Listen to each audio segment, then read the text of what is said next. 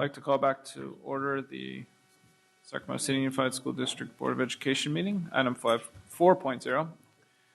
Pledge of Allegiance will be led by Marie Weber, parent volunteer of John Cabrillo Elementary School.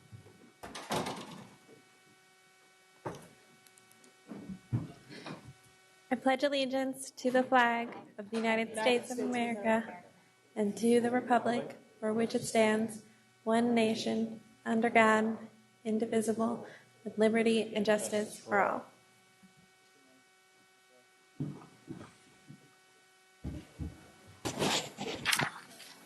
Hello, thank you very much. I want to just make a quick statement here, if I may. Marie Weber has been a parent and a volunteer extraordinaire at John Cabrillo Elementary. She has 3 children, Ben, Madison, and Sophia at Cabrillo, and she became very involved with the PTA and the great students there. She believes it important to show her kids each day how much she values their education by taking an active role in all that they do. Last year, Ms. Weber completed the Leadership Academy. It's a great program the district offers, and volunteered as the Communications PTA member at Cabrillo. She currently volunteers as the grant coordinator for SAC Council PTAs and works in any way that she can to support our students in our district, and we really appreciate that. She has great leadership abilities in coordinating, directing, and working collaboratively with other members for their team projects, and she's led her team to conduct invaluable research and presented valid information to parents and staff on what issues and how the staff and parents can work together towards making positive changes. In addition, Ms. Weber is already working 40 hours per week and still makes herself available for volunteering her time for the betterment of all of our families here in the district. Last spring, 2013, she volunteered at the parent engagement conferences by assisting with the setup and cleanup, and she has never hesitated in helping to get the work done. Furthermore, she's volunteered to be on the Family and Community Involvement Subcommittee of the Coordinated School Health Committee, and volunteered her time and contributed to the development of the Family and Community Involvement Administrative Regulations, which that also is important, but time-consuming, and it takes a lot of attention to detail. So you bring great insights to the development of the district's work as an exceptional parent leader. And in recognition of your phenomenal volunteerism, we are proud to recognize Marie Weber for the Sacramento City Unified School District Stellar Award. So I'd like to present that to you. Yeah.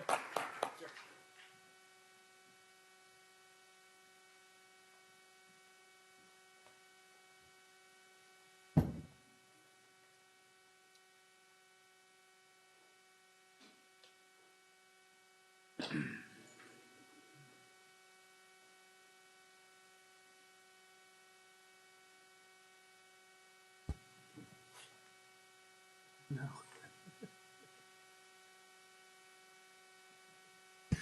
That's ironic. Board Member Pritchett. Thank you, President Coutinho. Ms. Weber, I just wanted to take a moment and congratulate you. It's not many times that we see parents nominated for this award, and you are just a prime a parent in this situation. I truly believe that, I work a 40-hour-a-week job as well, and there's always enough time to volunteers in our kids' schools, and you have just taken that and brought it to a whole new level. So congratulations. Thank you very much. Item 5.0, announcement of action taken in closed session. One announcement, Mr. President. By a vote of 6-0 with Board Member Arroyo absent, the Board approved a settlement agreement in case number 201-306-0617. That's the end of my report out of closed session, Mr. President. Thank you, Mr. Burns. Item 6.0, agenda adoption. I will move the agenda. Second. We have a second by Vice President Kennedy. All those in favor? Aye. Opposed? Abstentions? The agenda has been approved. Item 7.0, public comment. Actually, before we get to that, I should probably read the announcement. This meeting of the Sacramento City School Board is being videotaped in its entirety and will be cablecast without interruption on Metro Cable 14, the Government Affairs channel on the Comcast and SureWest cable systems. Today's meeting will be aired Sunday, September 22nd at 9 a.m. and Monday, September 23rd at noon on Channel 14 and will be webcast at www.sacmetrocable.tv. Members of the audience wishing to address the board should fill out a speaker identification form located in the back of the community room and give it to our Chief Communications Officer, Mr. Ross, here to my right. Prior to the conclusion of the item's presentation, please speak into the microphone when addressing the board and state your name for the record. Responses to questions by the public will be posted on the district website prior to the next board meeting. Please limit comments during public comment to items not listed on the agenda. If you are found to be commenting on an item that is on the agenda, you'll be asked to defer until your item comes up on the agenda. Please also remember to turn off all your cell phones or place them on silent or vibrate. Now, item 7.0, public comment, Mr. Ross. We have 9 comments on 7.0. The first, we have 9 cards on 7.0, a couple multiple speakers per card. So the first 4 speakers are Leo Bennett Cochon, Ann Hawley and Christy Harris, and Tim Gergen.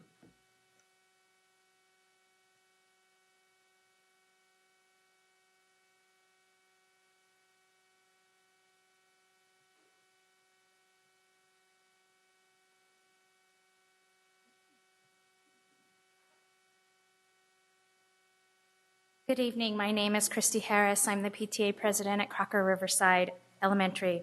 And my friend and fellow Crocker Riverside parent, Ann Hawley, will be presenting a letter along with a petition signed by the members of our community requesting fair funding for our school site. I just wanted to take a moment with you to express that we totally appreciate the difficult task you all face as you try to balance an ever-shrinking budget for our district, and we certainly appreciate the engaged and active partner we have in our board representative, Jay Hansen. At Crocker Riverside, we value first and foremost that we are a public school, and for us, that really means equal access to resources for all students. We have 11% of our student population below basic in reading and math, but as a public school, it doesn't matter to us if it's 1 child or 100 children. If a child is struggling, you help them. You provide the resources that they need. It is our hope that as a board, you will look out across the district and apply this same value to all the schools. While we appreciate and support the fact that there are schools in our district that certainly demonstrate need and are entitled to the federal funding that they receive, we simply ask that you look at the schools that don't have those funding streams and look to minimize those funding gaps. We simply want to balance the scale so that no school is left without the basic resources needed to educate our children. I use the analogy that when I go to work, my employer doesn't ask me to bring my own computer or printer or even toilet paper. While we don't feel that basic resources for our teachers and students to do their jobs should be provided by a PTA or PTO. At Crocker Riverside, the PTA has an operating budget of $140,000. That's 4 times the funding that the district provides for operational funding. While we are fortunate that our community can raise that level of funding, as a public school, we shouldn't have to. And it's certainly not sustainable long term. I thank you for your thoughtful consideration of our concerns. Please know that we are here to be engaged and supportive partners in this process. Thank you.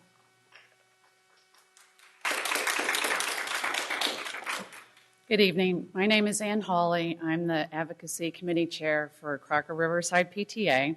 And first of all, I want to thank Tim Gergen from Genevieve Didion.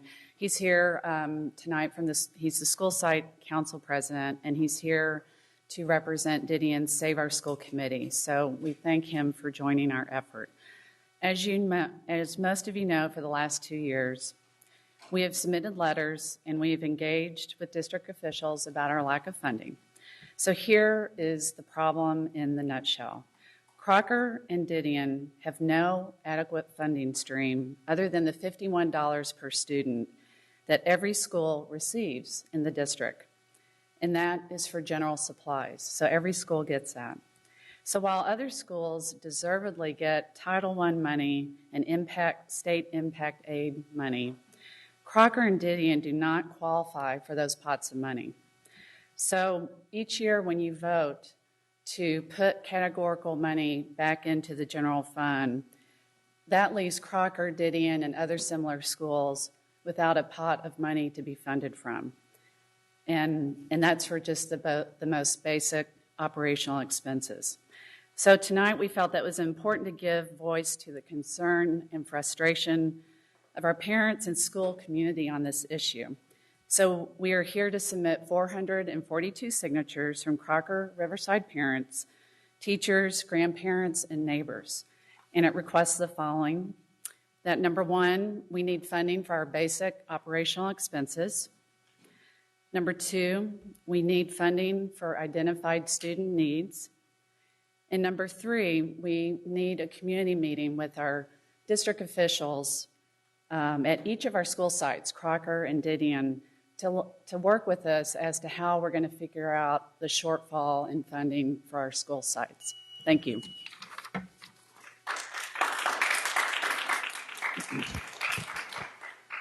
Yes, my name is Tim Gergen. I'm the school site council president at Didion, past PTA president, and I'm also on the Save Our School committee. We formed that committee just over a year ago when our SLIB funding was basically eliminated, and we weren't sure what to do. And I was actually here in June of last year kind of saying the same thing, so I'm not going to rehash that. Ann did a great job, and when I found out Crocker was working on the same type of thing we were working on, we joined forces, decided to come here together and beg with you guys, really, to fund our school. Without that SLIB money, we have no discretionary spending. We have zero. There's other schools, Caroline Wenzel around the corner, they're getting $100,000 roughly with Title I and the SCE money that they can buy computers with, et cetera. And we have nothing. So I'm here again asking you, please do something to fix it. We're going to be submitting a similar petition asking for your support and help. We want to work with you. We want to figure out how to do this, and that will be forthcoming. Thank you.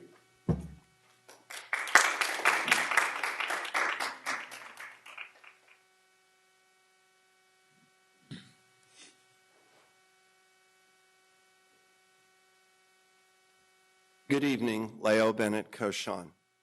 I'd like to address in public comment what's not on the agenda. You have approved and have on the agenda your core waiver. You've also talked about the waiver for your unaudited actuals. We've asked the executive committee constantly to put on the agenda the petition from Joseph Bonheim to at least discuss their waiver. Once again, I'm addressing Member Hansen. He's gracious enough to respond to us. He's gracious enough to say that he would support it.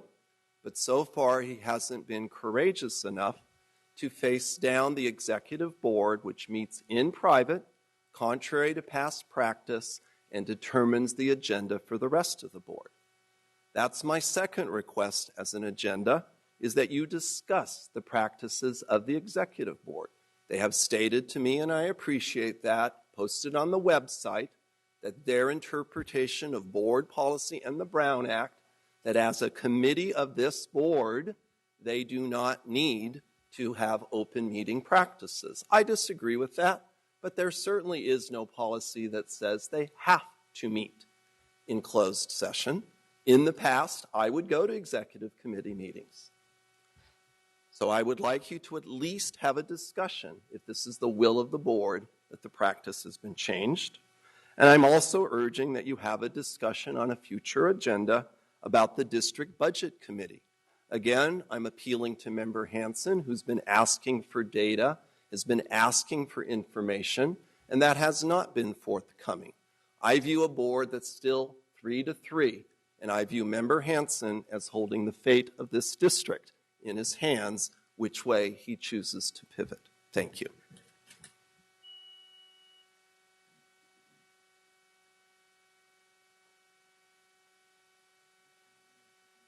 Our next four comments are from Yvonne Arriaga, Jessica Arriaga, Alistair Arriaga, and Matthew Trujillo.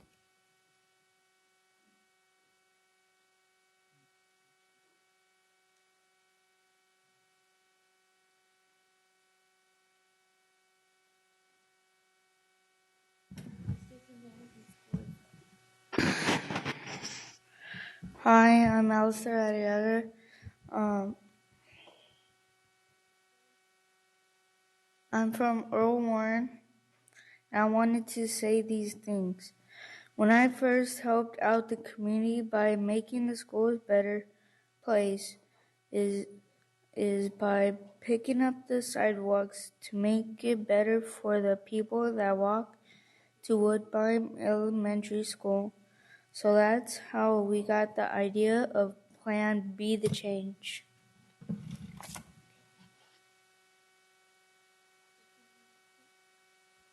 My name is Ivan Arriaga. I'm from Kit Carson, and I'm here to show you the messy schools from our community.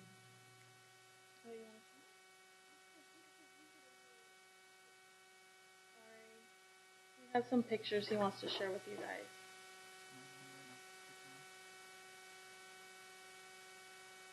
Yeah, can we turn this on?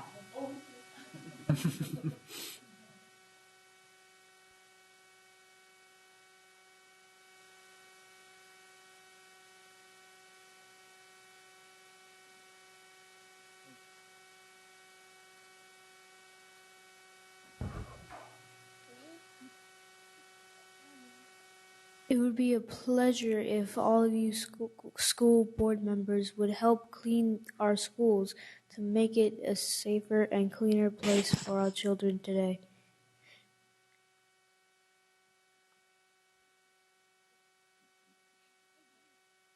The others got a little shy, sorry. My boys came to me after helping at Woodbine, and it was taught to them, well, why not do something in your own school, in your own communities, in your own area? And they said, Mom, why does it have to be one school? Why can't it just be more schools? And I didn't have an answer for them. So I am encouraging all of you to take a look. These particular pictures are at Earl Warren.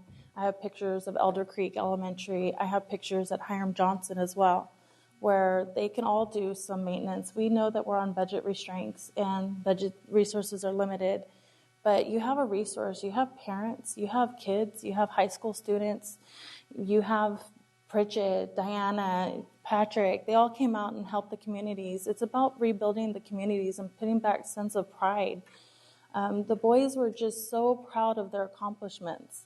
And I don't think that it should stop at one school. I think I would like to challenge all of you to set a date for any school. And I would encourage anyone to help out. I'd go out and help out Cuneo. I'd go out and help out Hiram Johnson and do some maintenance there. There's no limits to what parents are willing to do, because you do have a huge responsibility. You're educating and providing safety to our children, but you have an excellent resource. You have parents that will do anything to help their children, and that means getting dirty and pulling weeds and cleaning up the community. And so I encourage all of you to just set a date and let's start cleaning up all the schools and start taking back a sense of pride, because every one of you probably has a school that needs just as much of attention as Woodbine. And maybe next year we go back to Woodbine and we're planting flowers instead of pulling weeds. So that's what my boys wanted to come out and say, how proud that they were and how willing that they would be to do it again. Thank you.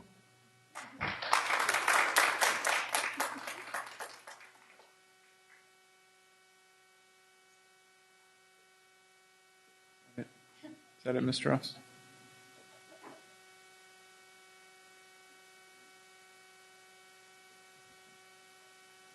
Mr. Ross, is that all? Mr. Ross, is that it? For public comment? It's okay. I'm sorry. I apologize. 2 more comments. Layla Gladney. Jay wants to talk too.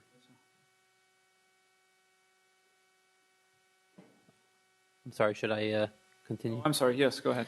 We have comments from Layla Gladney and Summer King and Terrence Gladney.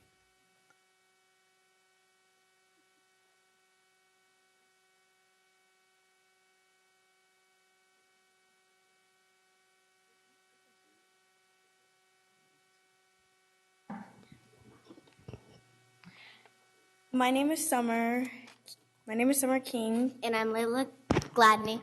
And I go to Caroline Winslow. And I attend John Cabrillo Elementary.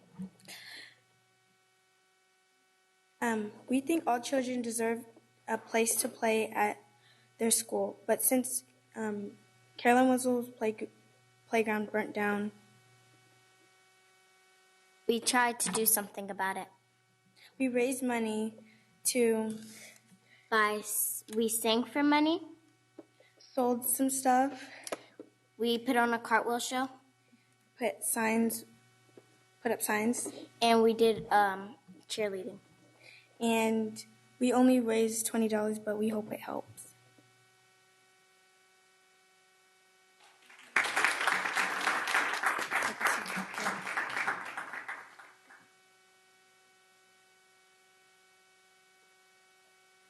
They want to know, should they give the money? You guys can give it to Gabe, and Gabe will get to it. We should go for it. Give it to her.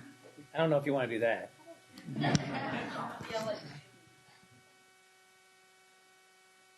Give it to our Chief Financial Officer. There you go, sir.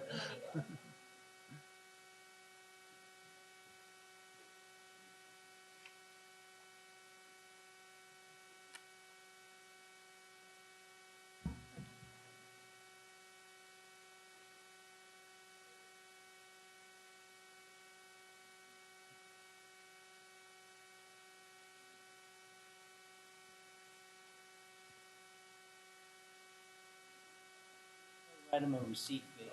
Who's our Chief Financial Officer? My name is Terrence Gladney. That was pretty emotional for me for a couple reasons. My son Terrence went to Caroline Winslow as a kindergartner, and we moved to Arizona for 4 years before he went to first grade and had an opportunity to experience that playground and the rites of passage I was talking about last week. But every summer for the past 5 years, I've done a memorial summer program for kids in the area. I made sure that it's free. I think that, as the girl said, all the kids have a right to play somewhere safe and fun. But I've done it as a memorial program for my son that passed away, Terrell. And that's what Terrell was about, was doing what he could to help other people. He was pretty much a giant, much taller than most of the other kids, but he was a kid. And what I've tried to do in my summer program every year is give the kids a reason to smile, because that's why Terrell was so special to the people around him. And this summer, actually, we were all honored to have Christina come out and speak with the kids. And one of the things that she talked about was them being able to realize their dreams in the areas of advocacy and higher levels of matriculation beyond just school, and using what they learn in school, even as students, to make an impact. And when I saw the girls out there, on the front yard initially, I was just like, what are they doing? I just hear all this screaming, and they're flagging people down. And we had just moved, so I'm just like, this is not a good way to introduce ourselves to the neighbors, because they're out there just, making a ruckus. But what they decided was that they were going to use that energy that they had and really take some of the things that Christina had taught to them and that I had instilled in them for the past few years and be of service to other people. So initially, as soon as they got done, they're like, can you call Christina? And I think it was like a Saturday, and by then it was late. So I'm just like, I'm not calling Christina right now. She's probably with her family. Well, can you call her tomorrow? And they kept asking and asking and asking, because Christina did have an impact on them. And they remembered that, this is a school board member that came and spent some time with them. And usually every summer I have not only kids from our district, but neighboring districts as well. But the kids were just so proud to have the opportunity to spend. And I would implore all you guys, just as Patrick and Diana came out at Woodbine when we did the cleanup, as well as Christina. A lot of times we're looking for the answers as adults, but the kids have the answers. We talk about making child-centered decisions, but we don't ask the kids. And just very briefly, I want to share something. Last night at Cabrillo, we had a Common Core workshop with parents, and we had some students in my group. We did breakout groups, and we're just talking about what Common Core is and what the kids thought about it. And there are 3 scenarios, one with a very robotic sort of response where the students were being taught around tests. And this particular example, the student was in a job interview. We talk about career readiness, and the student was in the job interview. The answer is always C. That's what my teacher said to do if I don't know, And the other one was basically look at the book. But the last scenario was a real-life example of a teacher challenging these kids. And I want to make sure that we found out what the students thought about it. And the response from this particular student, Yvonne, who's in Layla's class, he said, I really like that last teacher because he's going to push us to be hard students. So we need to make sure that we're reshaping our own expectations of our children and raising them high enough so that we have them something to climb to. it's important to meet people where they are, but when it comes to our kids, we need to show them where they're going. So thank you guys all for your service, and I want to especially thank Layla and Summer for their approach to helping. Thank you.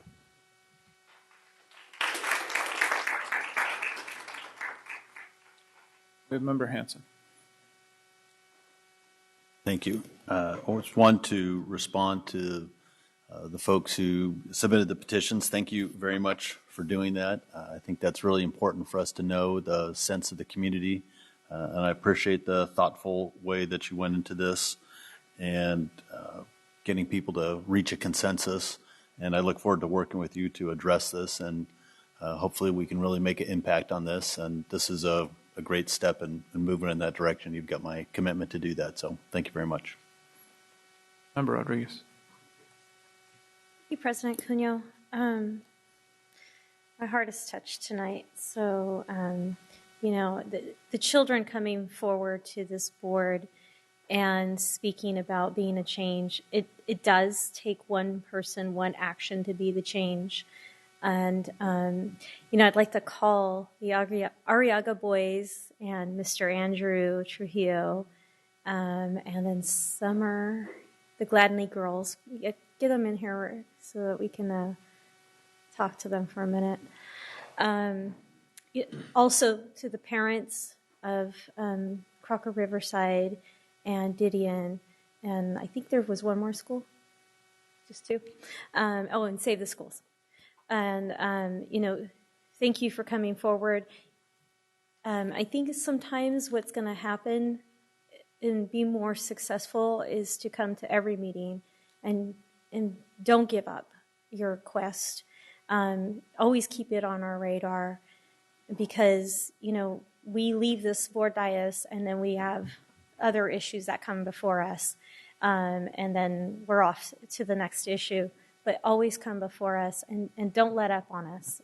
I like to be held accountable because the voters vote us all in.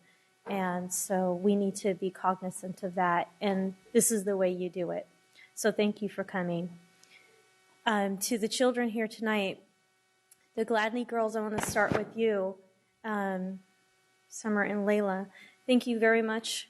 I've been here at this board and I've been stating that even if it's $1, it's $1 to give to the great cause of having playgrounds, and what you did was so tremendous. And I want to thank you very much for that. And you've made a difference for your school and the school that your fellow classmates go to, and then for all the children in the future. So thank you very much. But I'm going to have a request for you as well. And for the boys over here on the Be the Change project, thank you for bringing that to our attention and going out there and taking initiative. I want to thank you again for coming out and being part of the cleanup day and the Be the Change at Woodbine Elementary.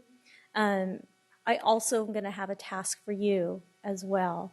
So my first question, though, before that is, boys, when do you want to go out there and clean up the school? Give us a date. Anytime you want. Okay, well, I want you to go back and study your calendar and pick a date, and then talk to all of us board. Send us an email. Have your mom send us an email and tell us what day and what time and location that you picked, and have us all come out. And I will help you get the contact with the city. I think if it's not the city, with the county, so that you can get the bags and the gloves and all of that. Okay? My second request of you is, you see what the Gladney girls did? They were raising some money by doing cartwheel shows and all this other stuff in front of their house.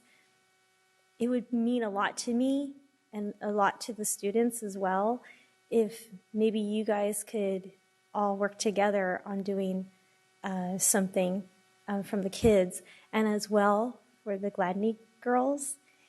Maybe you guys could help the boys organize the Be the Change project at Earl Warren.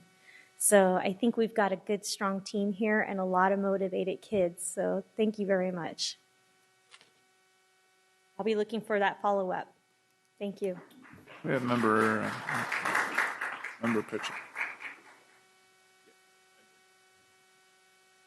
Thank you, President Cunyo. Wow, this has been a very emotional public comment. Before you all leave, the kids, I have something to say too. Diana pretty much stole the words right out of my mouth. You have touched my heart tonight. And to see those pictures and that you guys were out there checking things out at your own schools, wow. And I agree. You check your calendar, I will be there, and I will bring my forces as well. And you know that, okay? Honey girls, wow. I can't believe that you guys are out there doing cartwheels and singing. That's just amazing. What I want to do, I want to come to you. And I'm going to help you with the fundraiser, okay, in your area. And I'm going to bring volunteers from my area to your area, and we're going to raise more. And you have to know that every single penny counts. You said it's only $20. $20 is a lot of money for you two to raise on your own, okay? That is so much. You guys have done amazing. So I'm hoping we can, like Diana said, join those forces. You guys are all doing great things in your neighborhoods, and hopefully it becomes contagious into other neighborhoods and other kids see what you guys are doing, because it's just amazing. I'm speechless of what you guys have done. So be looking forward to hearing from me, because I'm going to be reaching out to all of you guys, okay? Thank you.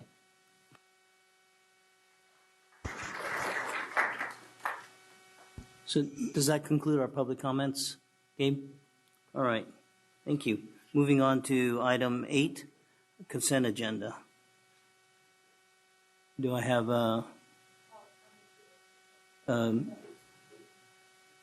okay. I'd like to poll 8.1D. 8.1D. Before we do that, we have a public comment, Gabe? The comment is on 8.1D. All right, Do you so- want to take that comment now? No, take it after we pull it. Sure. Okay, so I have a motion to, is that a motion to approve the Motion to agenda? approve the agenda, but poll 8.1D. Okay. So I have a motion to approve the agenda without 8.1D. Do I hear a second?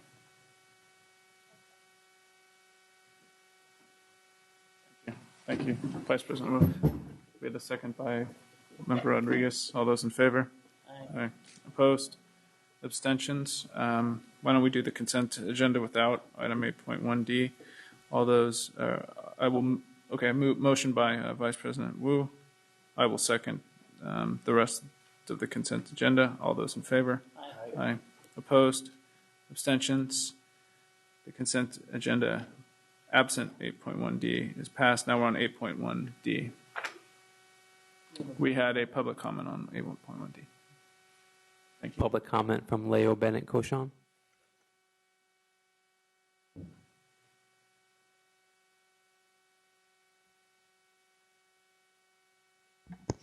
Leo Bennett Cochon.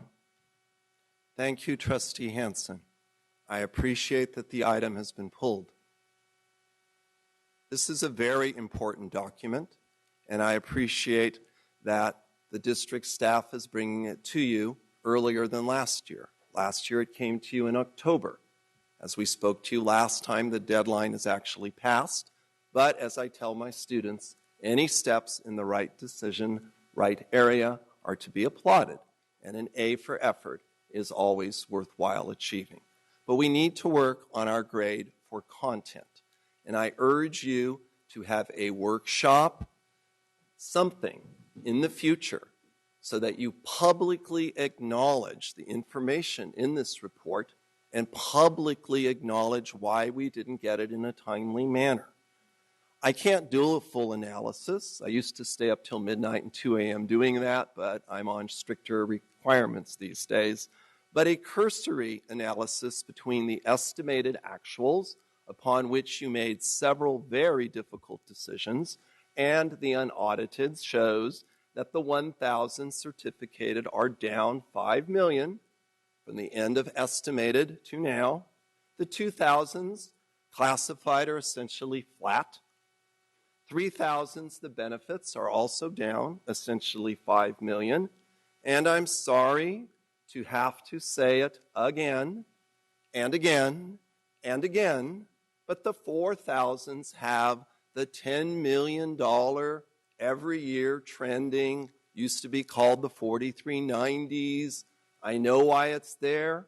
I understand the budgetary piece.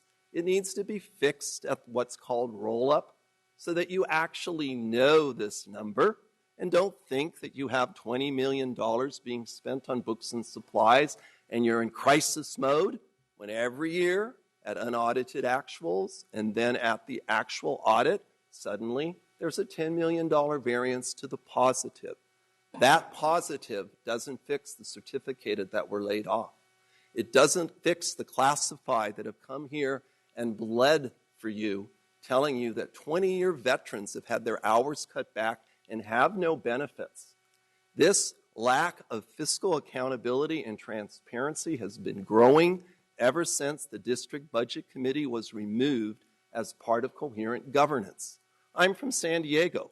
They have coherent governance. They have 7 committees assisting the board, and one of them is more than a budget committee.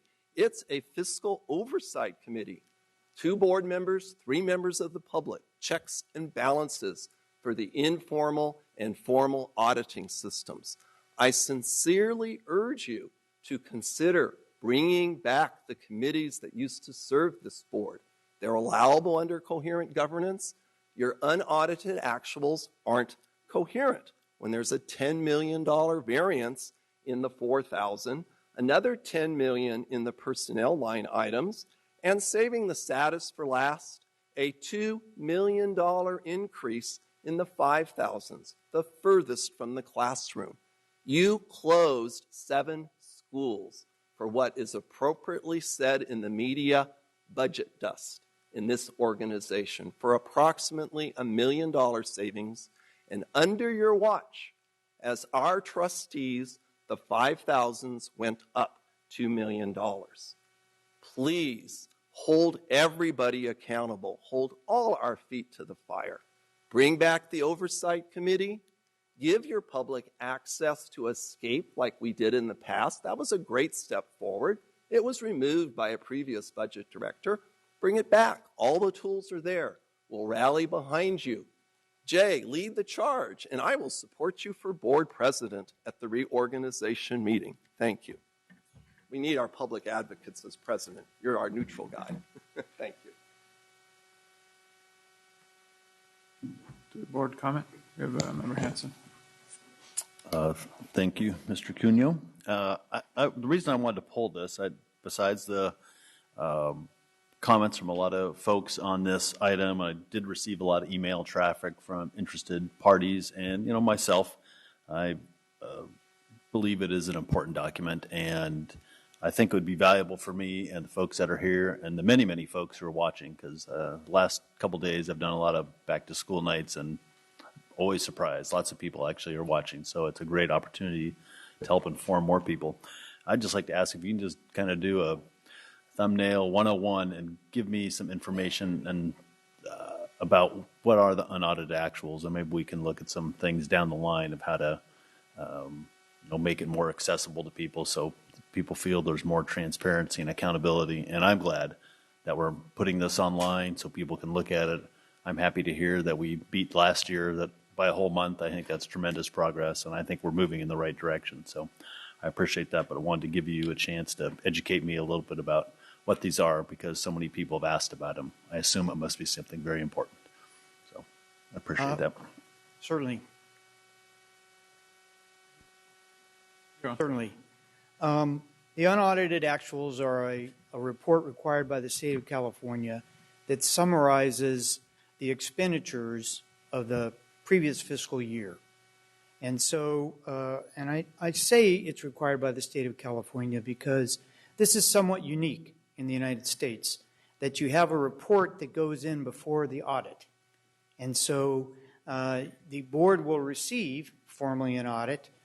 This state chooses to use this report for a number of good reasons. One, this report conforms in format to the reporting which you receive all year long in your interim quarterly reports. The other thing it does is it ties the expenditures to the standardized chart of accounts that the state mandates. So when you get to the audit, it then becomes even less easy to understand because it goes into what I would call accounting gobbledygook. And so you get to the GASB rules and the formats that accountants use, and it doesn't stay in the same format as this. We would be required, if we have any substantial changes when the auditors review this, to report the changes to the board. So pretty much this is your year-end statement of expenditures and revenue. So let's talk about a couple things. One, the deadline was met. I want to make sure that's very clear. This report was submitted on time to the county, and so the district did meet the state deadline, and that is the first time in over a decade that has occurred. So contrary to what you may be hearing, the deadline was met. Secondly, let's talk about the various expenditure categories, and this is where it starts to become somewhat difficult to determine. The thing I'd like to point out is when you go to the ending fund balance, on page, let me get the right page here for you.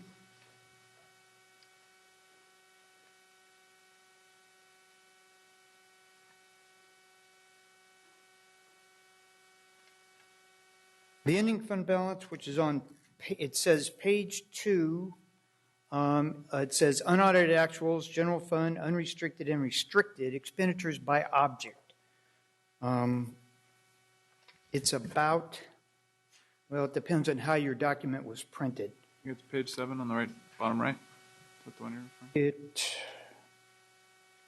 Can you show this?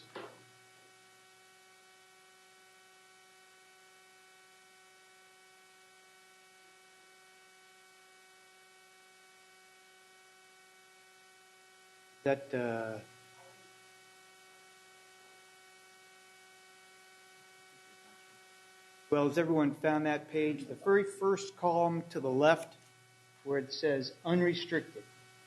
Yes. I want to point out that the number shown there is $8,007,454. It's right here on this page. What is important about that number is you heard reference to previous documents presented to the board and forecasts related to total expenditures and total revenue. You'll note when you look at this page and the components of the ending fund balance that the forecasts presented to the board in the last 90 days are very close to the actuals.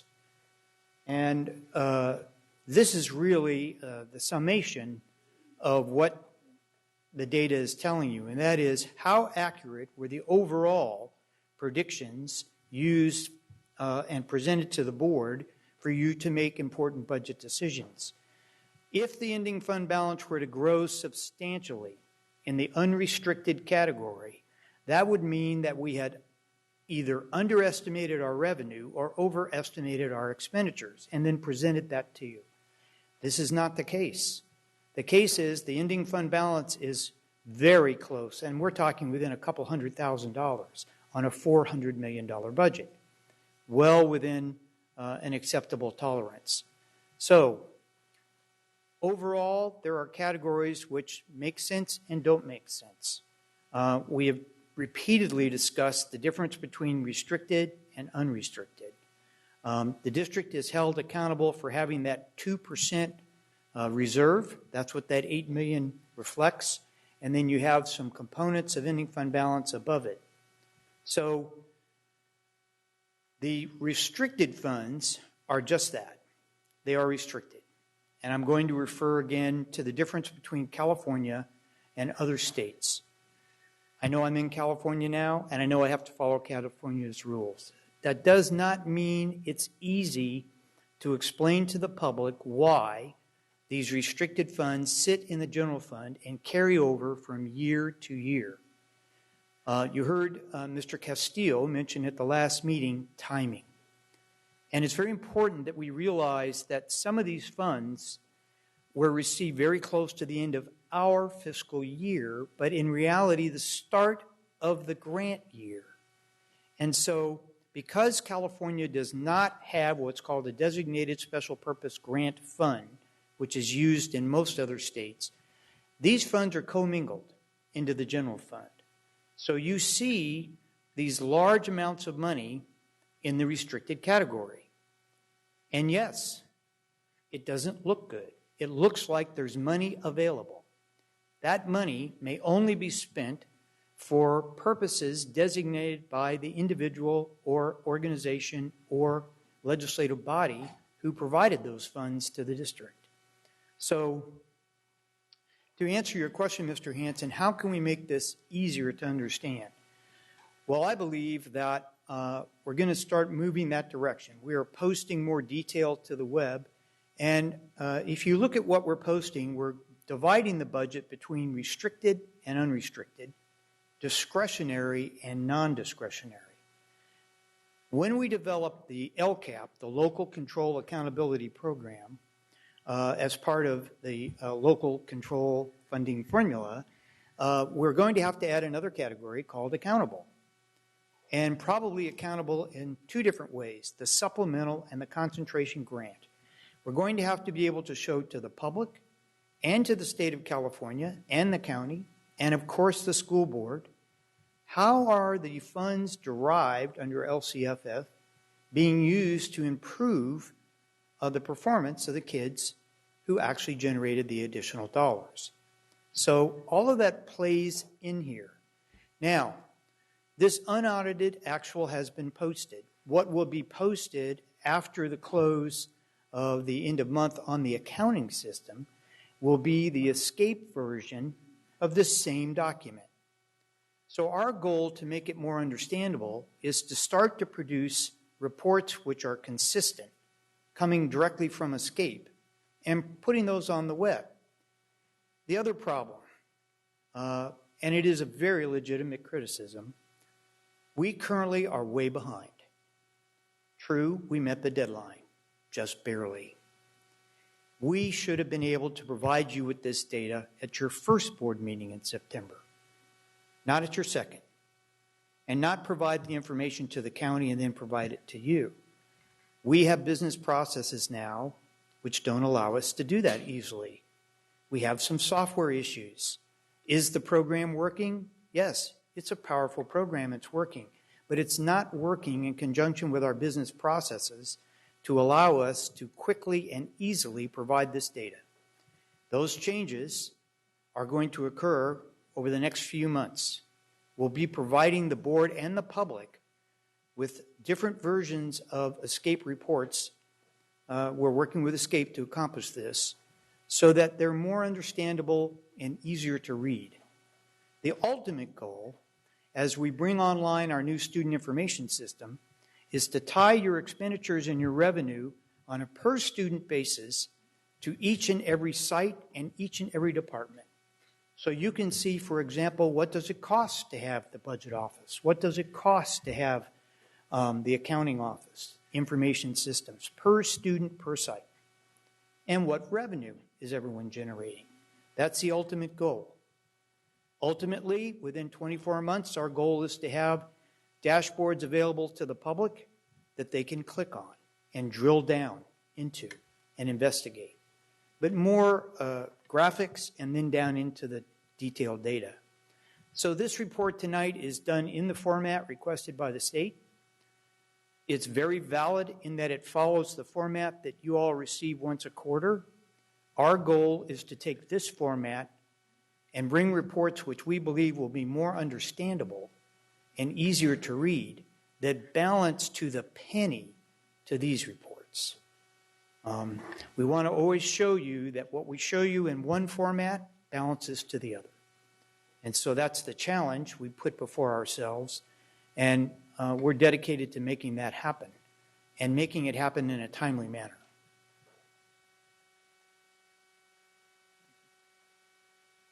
Thank you.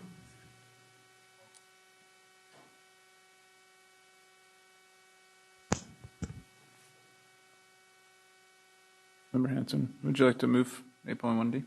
Yes, I'd like to move 8.1D. I will second. All those in favor? Aye. Aye. Abstentions? Sorry, opposed? Abstentions? We have Member Rodriguez abstaining.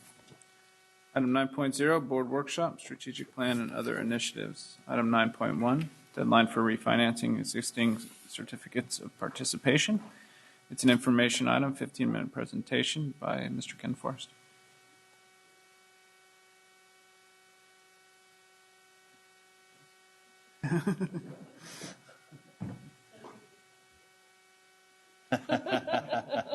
Come on back.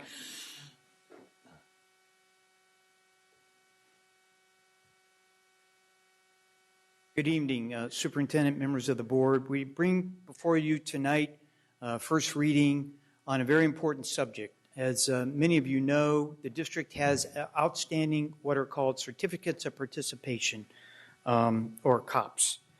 And tonight we have a short presentation.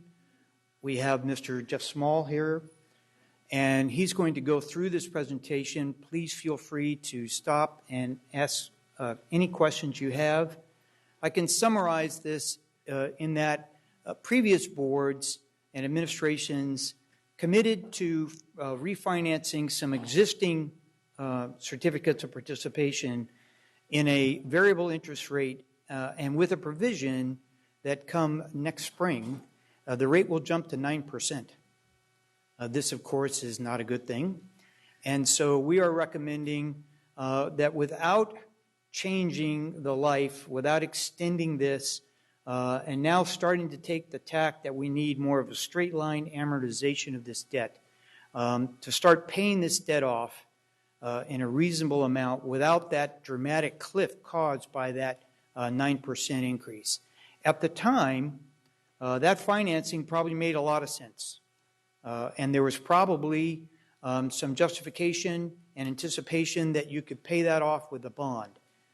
However, we now hindsight's 2020, and we're faced with this difficult challenge. So tonight we're going to make this presentation, and hopefully you will provide us with a little guidance to move forward and refinance these certificates of participation in time to avoid the significant interest rate increase. Thank you very much. Jeff Small, Capital Public Finance Group, the district's financial advisor. Usually I show up with my business partner, Kathy Domenico, but she couldn't make it here tonight. The first thing I'd like to do is talk to you a little bit about some background information, just so we're all on the same page. A certificate of participation, or a COP, is essentially a loan for capital improvements. What's important is that it's ultimately an obligation of the district's general fund. So the district has a long history here of the certificates of participation. You can see it on this slide. And I just want to take a moment to walk you through it. There was an addendum that was passed out to make the slide a little bit more legible. That's also been made to the public. But real briefly, in 1994, the district issued approximately $13 million of certificates of participation for an administrative center acquisition. And in 1996, the district refinanced that. In 1997, the district issued two certificates of participation. One is a Series A and the other is a Series B. Series A, the proceeds of that went to purchase a new skills center. And then in 1999, the district issued approximately $30 million of certificates of participation to refinance that those 1996 and 1997 Series A certificates of participation. That lineage was refinanced in 2001 with a $43 million certificate of participation, which also included $13 million for additional projects. The other COP that the district has outstanding is a 2011 COP, and you can see off to the right the lineage of that. But essentially, that started in 1997, consisted of a number of improvements. In 2002, the lineage was refinanced with a certificate of participation that was a variable rate certificate of participation, variable meaning it had a very low but a variable interest rate. And then in 2011, it was refinanced with another variable rate interest rate. So I do want to spend just a couple of minutes giving you the relevant statistics about both the 2001 and 2011 COPs, since those are the two that are outstanding. The 2001 COP, there's approximately $32.6 million left to be paid on that. It does mature in 2031. It's a fixed interest rate. loan at approximately 5%. The debt service is fairly level at about $2.8 million a year. That can be refinanced with some savings. It is secured by two assets which serve as collateral. One is the McClatchy High School, the other is the Hiram Johnson High School. The 2011 COP is a little bit more complex. It was originally issued as a $48 million COP. There's about $47 million outstanding. The final maturity on that is 2040. It's a variable rate certificate of participation, and the rate is determined by a 3% interest rate plus the spread over a short-term index known as a SIFMA, which stands for Security Industry Financial Market Association. On March 14, 2014, the district is obligated to either pay that off or refinance it. If it does neither, then there is a default interest rate of approximately 9%. So one of the things we're going to be talking about tonight is to gain fiscal stability so we don't approach that March 2014 deadline. Principal is initially low, and then principal escalates. And what we've provided to you is a slide that basically gives you an idea of how that principal matures. And you can see that, again, it increases over time, and I think it's easier to see on the graph. Here we have a graph of the 2011 COP. The debt service essentially ranges from a low of $2.4 million, and then it jumps up to $5.5 million.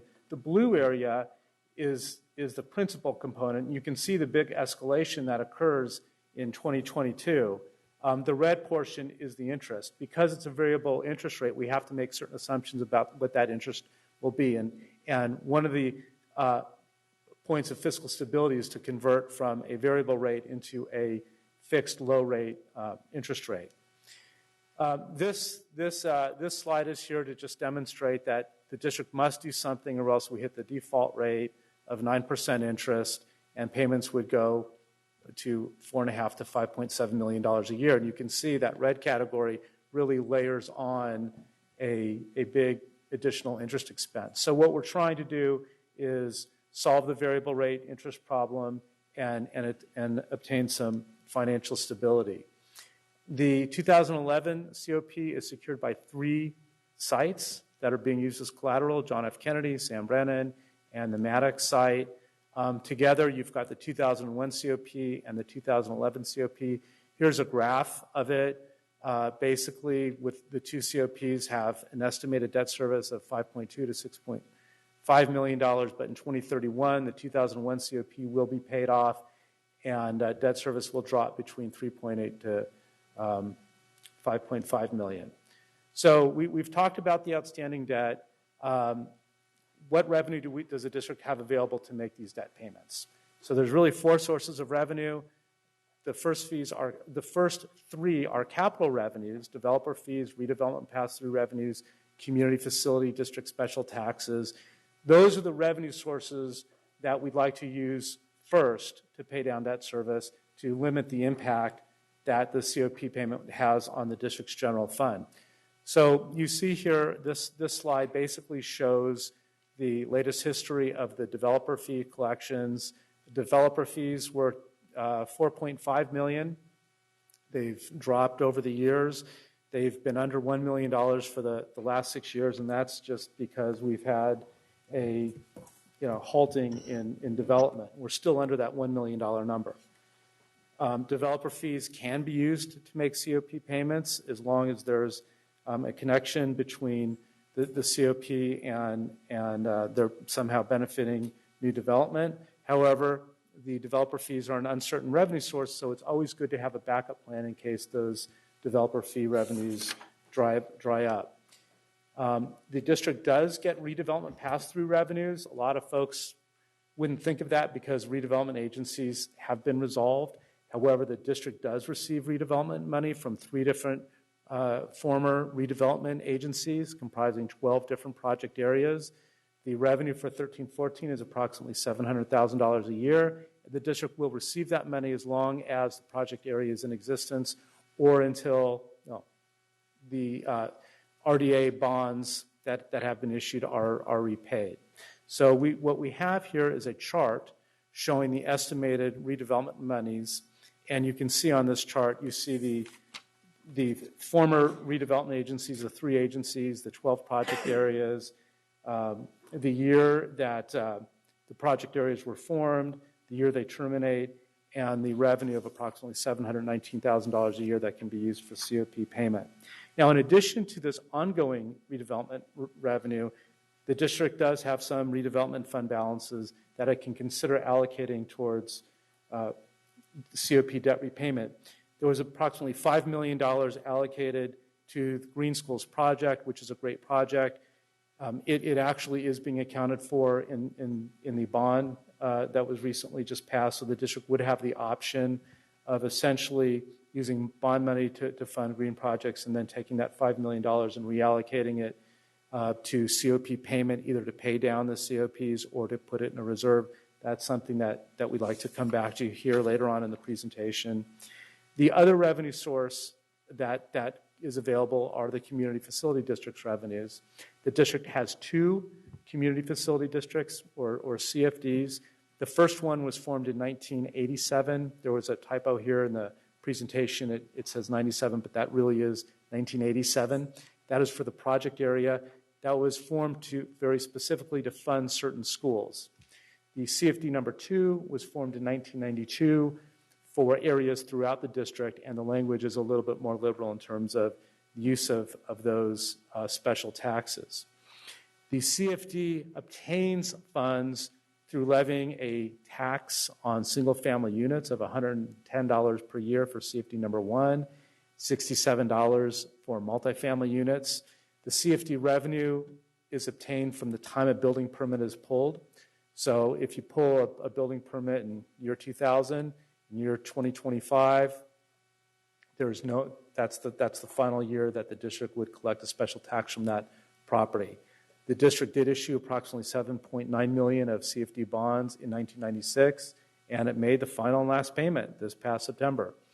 CFD number 2 is a little bit of a different special tax formula.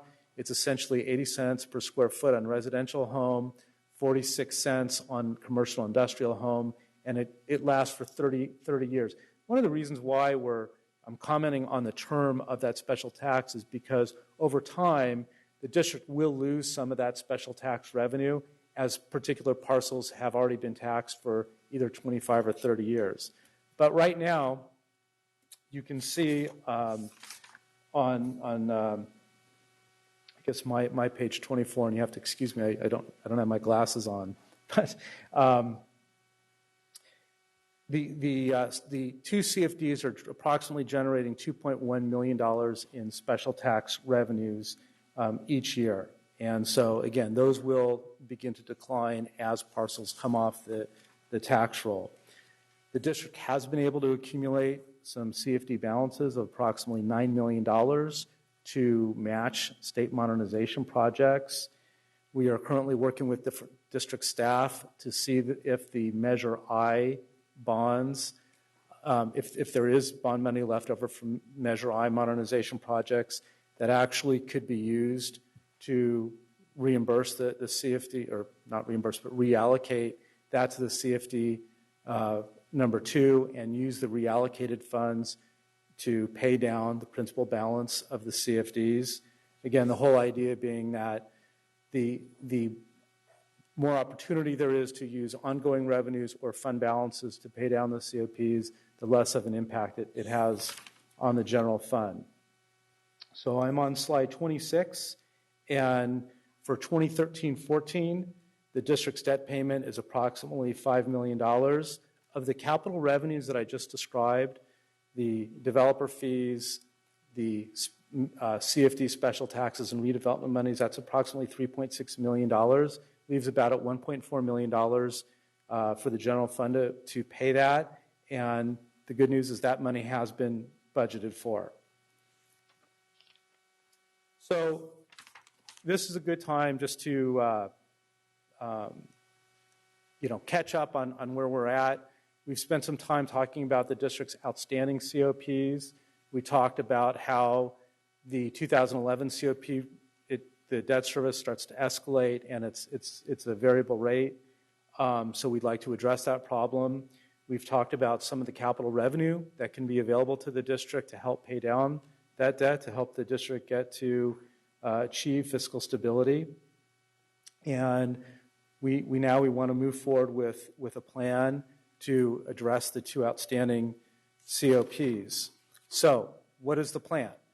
We're working very closely with staff and with the district's bond council, looking at refinancing the 2001 COPs, simply lower those payments, focus in on the 2011 COPs, try to fix that interest rate, pay down the debt service, give the district some certainty as to what those payments will be in the future.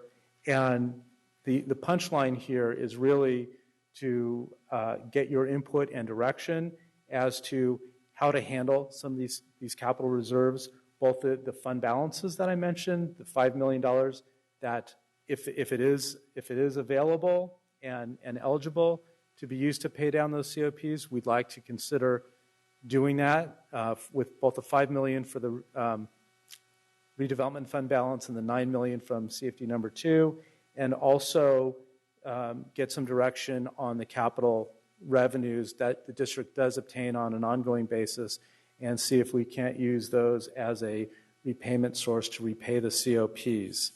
With that, there's a short schedule here of next steps.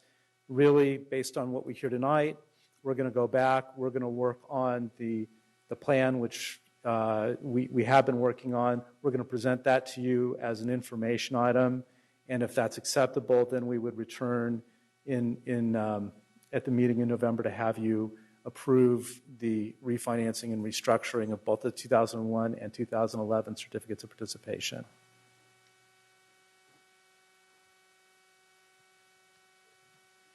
Is that all? Questions? Okay, we have a public comment, I believe. Thanks. Public comment from Leo Bennett Koshan.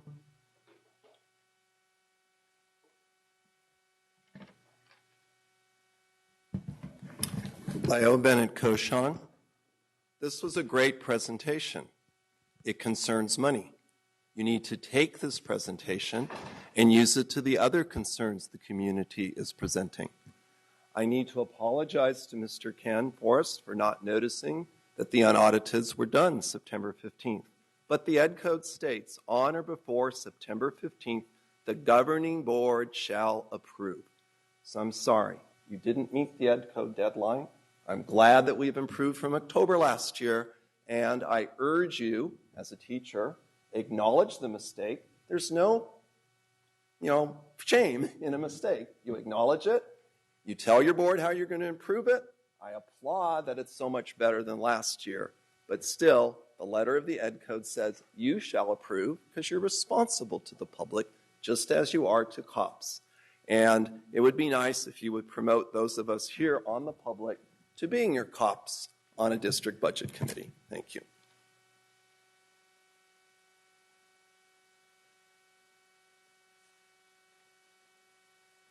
Do we have any board member wishing to speak? We have Vice President Wu.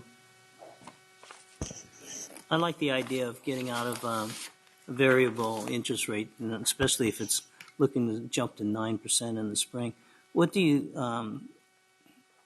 based on your best guess today, what do you think the fixed rate will be? Right now, we're looking at a couple different options, and I would say that is probably around 5% plus or minus. The long end is you're probably looking at a 5.25% interest rate. We have some options where we think by bifurcating this restructuring into two different types of formats, we can bring that cost down. So we'll be able to provide far better detail after we hear back as to what's happening and what the market is at the time. But I would say that's my best estimate today. Based on a 5% interest rate, would our then annual payment go up slightly? We're at about 3 right now. Yes, you're just over 3% on the 2011s. Your annual payment will probably go up slightly. That's in the short term. We'll be looking at trying to ease that a little bit for the first couple of years, and then it will level off and essentially repay the debt. But because we believe we're going to get savings on the 2001 COP, that savings is going to get allocated to mitigating the additional cost that the district would incur from leveling out and paying off that 2011 COP. Okay, thank you. We have Member Rodriguez. Thank you, President Cunha. So I see a couple of issues here that we have.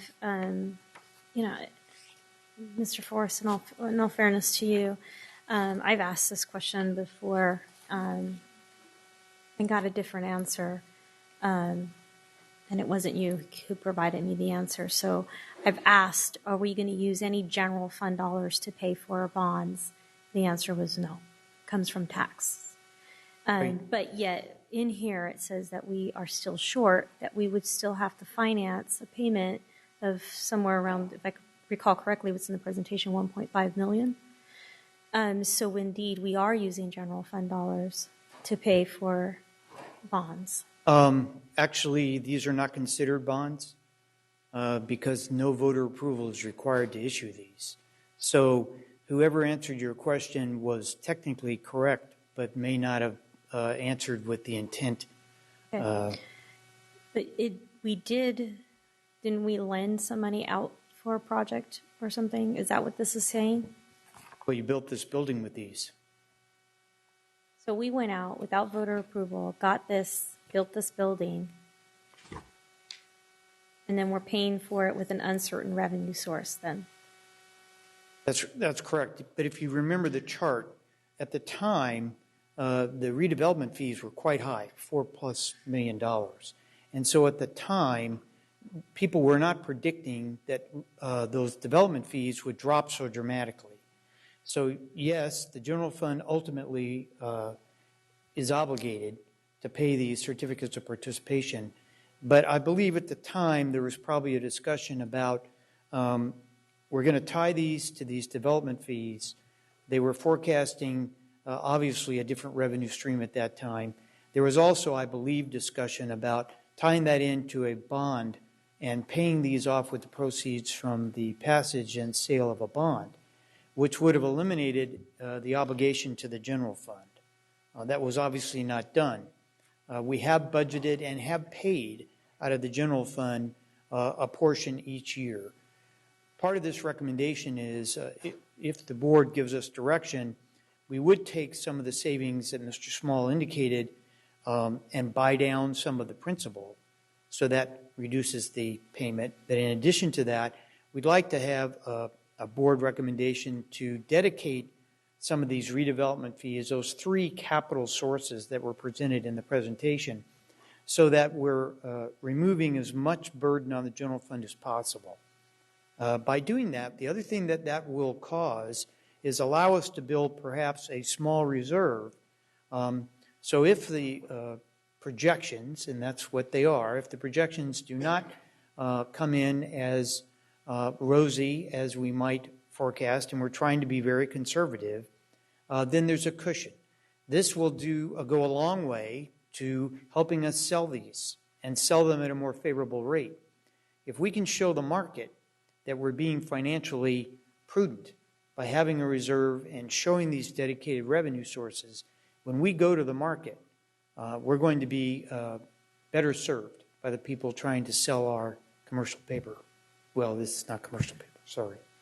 Our certificates of participation. The three sources are at slide 20. Yeah, do you have that?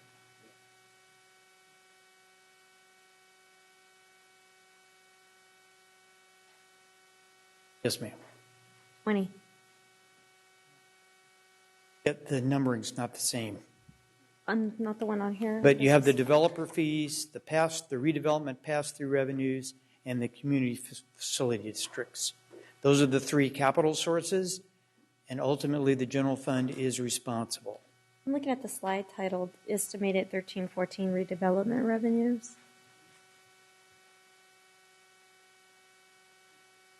Right. That's one of the 4 boxes we just One showed of the you. 4 boxes. What are we estimating of receiving from those 4 sources? And what is our debt service for the refinance product? Well, right now the total debt service is approaching $5 million.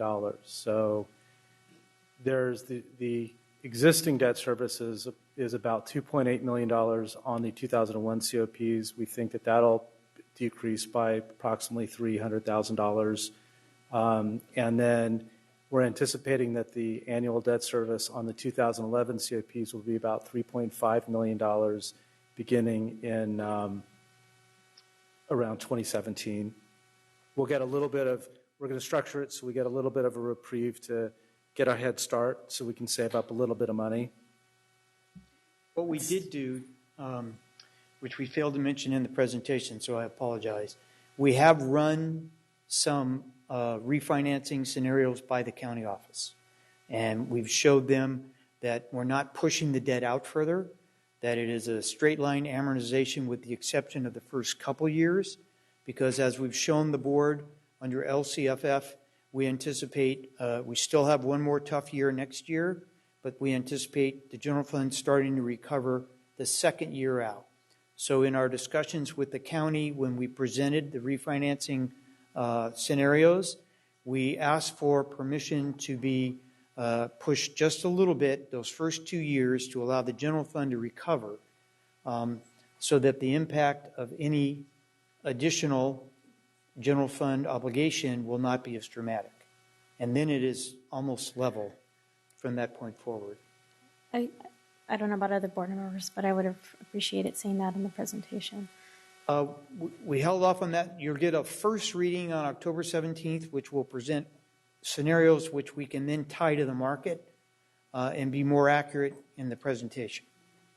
Yeah, if I may, this is the first of 3 presentations. So right now we just really wanted to, set the table, make sure everybody knew what was out there, what revenue sources we're looking at, get some feedback on how we can apply those revenue sources, and then come back with you with the detail on the cash flows and the various refinancing and restructuring strategies, so you can see that and comment back to that. But in order to generate that for the board, we need feedback on what revenues that we're going to have available to either pay down the debt or structure the financing.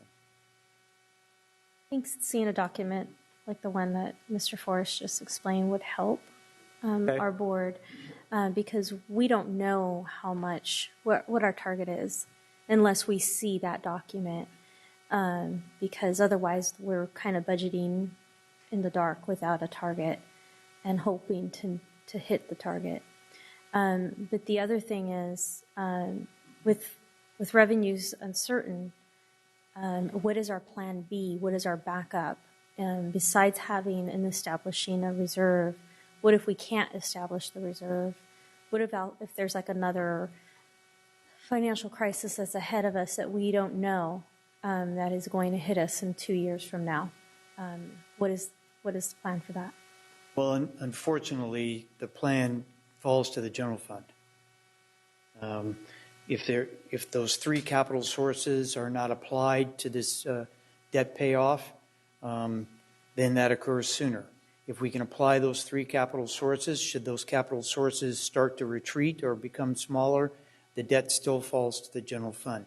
That's the risk in issuing a certificate of participation in the state of California where you do not have a separate dedicated revenue source as a school district.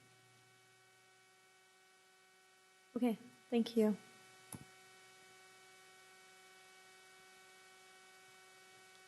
Member Arroyo. Thank you, President Cunha. I do have a few easy questions, I think. What is the cost for the refi? I mean, this is going to incur a cost in order to move from one model to the next. So, yeah, we're still in the process of structuring what that will actually look like, and I don't have that information to present to you tonight.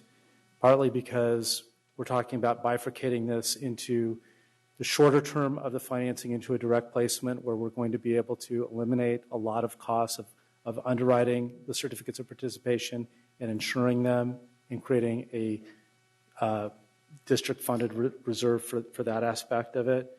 The remaining part will be more of a public offering type of a certificate of participation, but I need to get that plan together before we actually know what those costs are, and that information will be available by early October.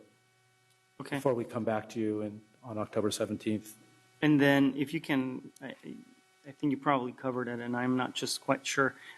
For the three sources of the capital sources, the funding that you were talking about, RDA pass-throughs, developer fees, and the CFDs, those funding sources are used for what right now?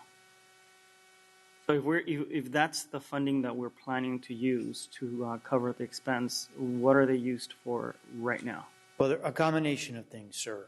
They are used in part to pay the existing certificate of participation principal and interest. Others have been used by the board for special projects. We mentioned that Project Green, for example, was funded out of some of these funds. It's our recommendation that at this point in time to build a solid foundation for the district and eliminate as much risk as possible to the general fund, that those three revenue sources be considered strictly for the repayment of the refinance certificates of participation and not considered for these special projects in the future until we can buy down the debt. If you can do me a favor, can you email us? At least I would like to know what those projects are. You know, give me the genesis of what those projects are, like Project Green and whatever other projects. Sure. When did they start and how much money they're using? Yes. So that's a two-part question. And then, if I remember correctly, a couple of years ago, we were dealing with this COP issue. And some of us on the board up here deferred on the type of action that we were about to take. Some of us wanted a more conservative approach, and we were given three options. One of them, the current model that we have right now. One of them was to be more conservative and go with a fixed, slightly higher cost. And it seems that would have been probably preferable to where we're at right now. And so it's not an I told you so, but I would really like when you come up to the second and third, especially by the next time, hopefully, if you can let us know what the most conservative approach is. Because in the end, we are dealing with taxpayers' dollars, and we're the stewards of them. And as we are considering how best to manage those funds, given the fact that this is a school district and that children are the ultimate people impacted by a good or bad decision, there's very little room for error. And I would really like to side on the, I would have to have more caution rather than risk when prolonging 20, 30-year debt because we know the state of California has, at least historically, a very ups and downs type of economy, and it would be very tragic if we find ourselves in a cut-to-the-bone mode the way that we were in the last 4 years. And so as we continue to expand our debt, I would really like to consider the most stable risk. I mean, there's always risk, right? But I mean, at least the most conservative approach. So I think you understand where I'm going with this. I very much appreciate your comments, sir, and I can assure you that the county has the exact same sentiment. Okay, thank you. Member Rodriguez. Thank you, President Cuneo. And I wasn't going to say anything about the 2011 thing, but yes, I was one of the conservative members. But I have one question just out of curiosity. In our measures Q&R, is there any language in there that says that we could use anything for this? Okay, just thought I'd ask to cover all bases. Very good question, and we checked. My feedback would be I agree in general with the direction you're going. Stay away from the general fund. Backfill the redevelopment fees with bond money and bring forth a couple options in October. I appreciate the work. Thank you very much. Item 9.2, Facilities Use Agreement, Solaris College Preparatory School and Yabe Schwab Academy. It is an action item tonight. 10-minute presentation, 10-minute discussion. Do we have Ms. Lopez? We do.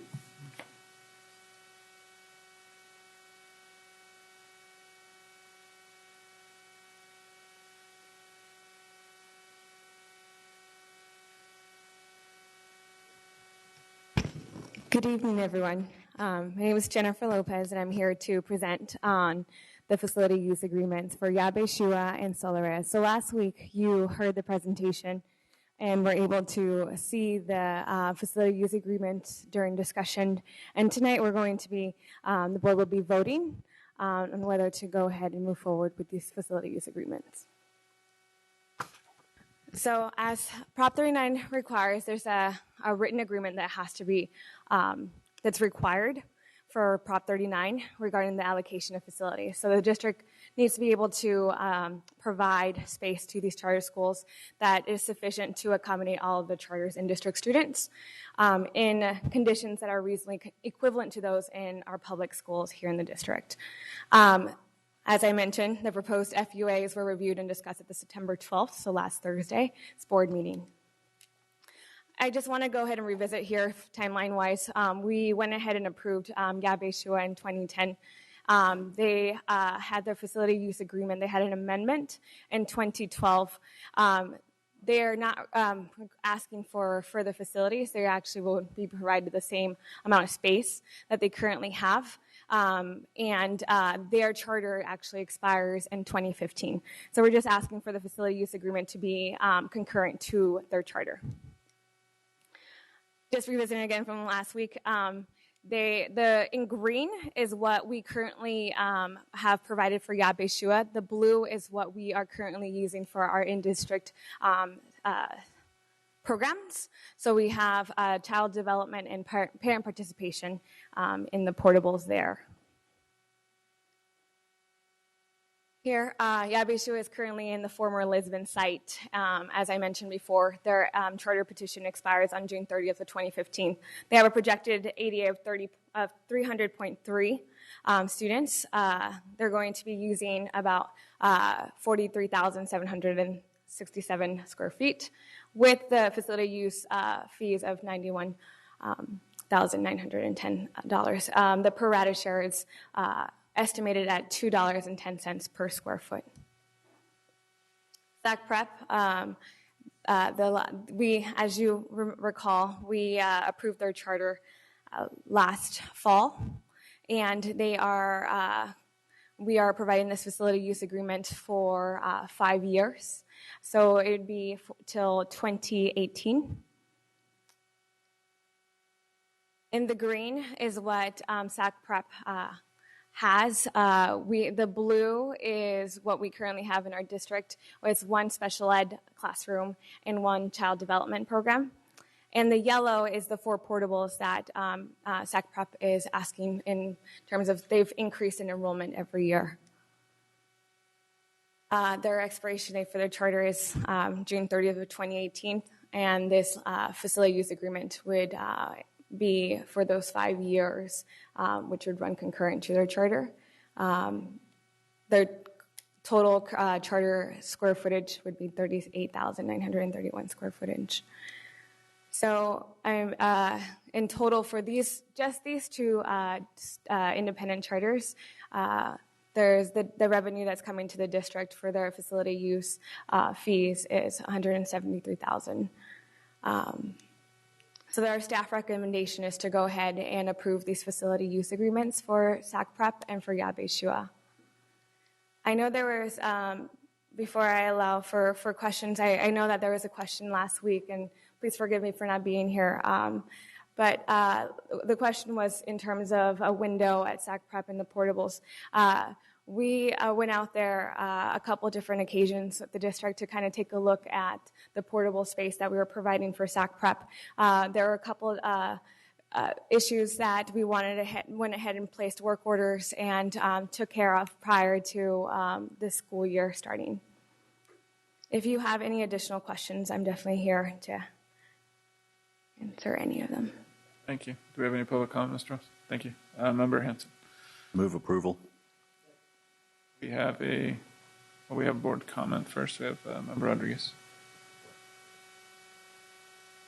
Do we have any public comment on this? No. Okay. So I just wanted to clarify the classrooms at the SAC Prep Academy are now, then the windows are fixed and all Yes. of the issues are taken care And of. that was taken care of. The district took on that cost of paying for that window.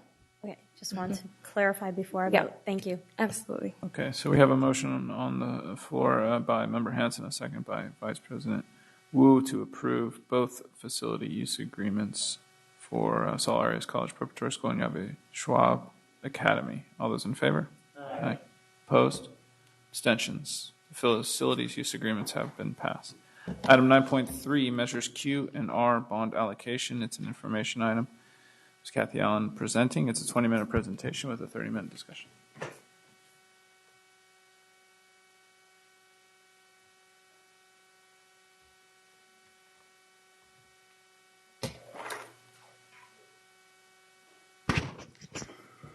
Okay. Well, good evening, President Cuneo, members of the board, and Superintendent Thompson.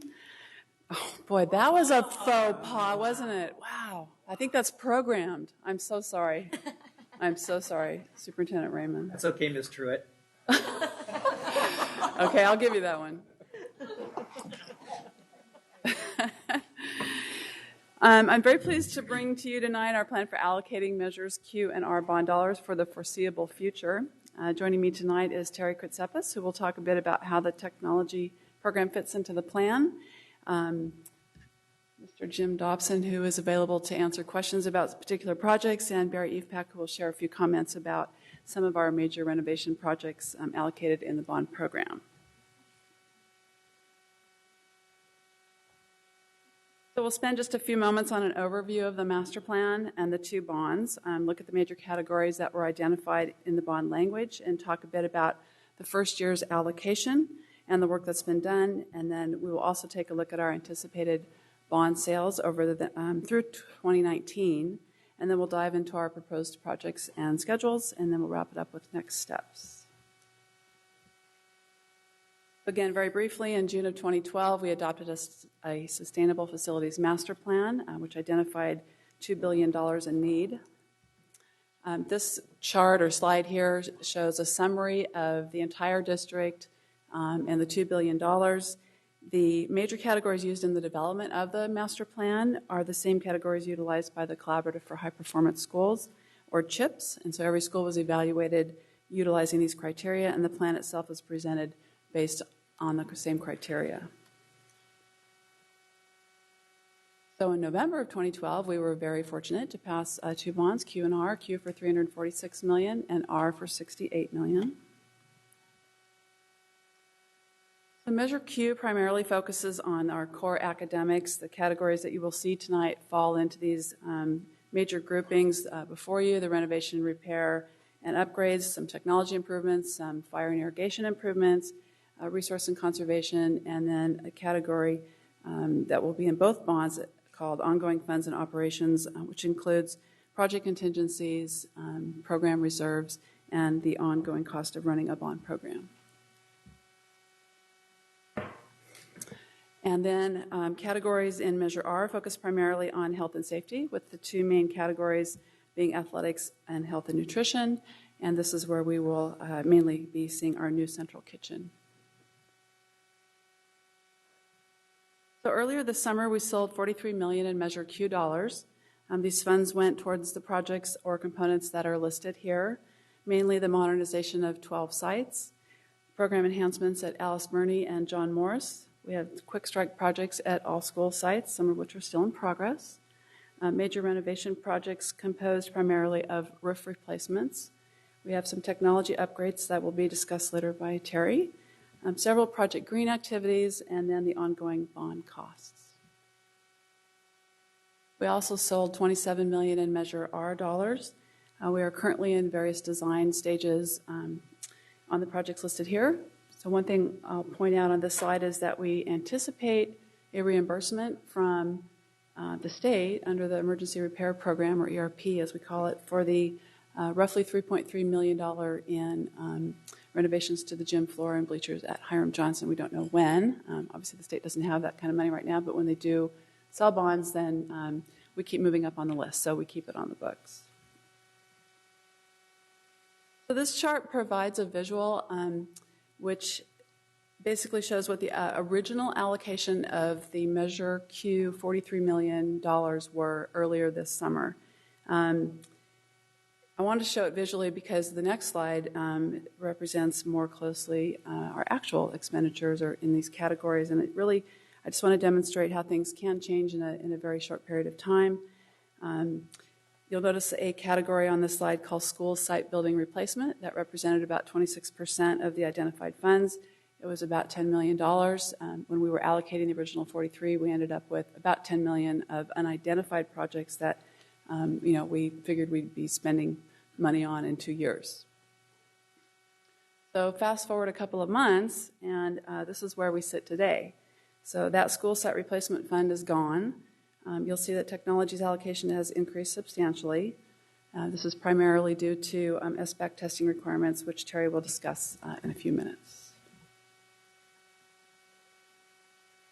The anticipated bond sale dates and amounts have also changed, not in a large degree, but essentially this is another example of how we will need to be very diligent, continue to work closely with our financial advisors to time our bond sales and amounts to get the most bang for our buck.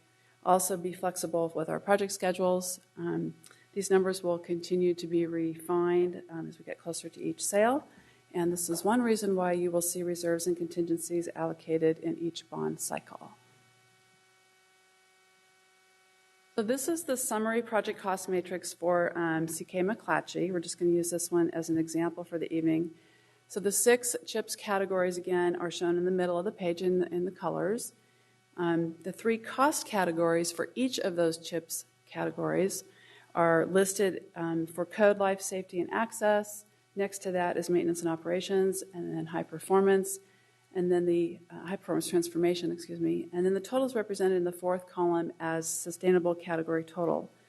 So in this case, the master plan identified just over $72 million worth of work needed at just one school site, CK McClatchy.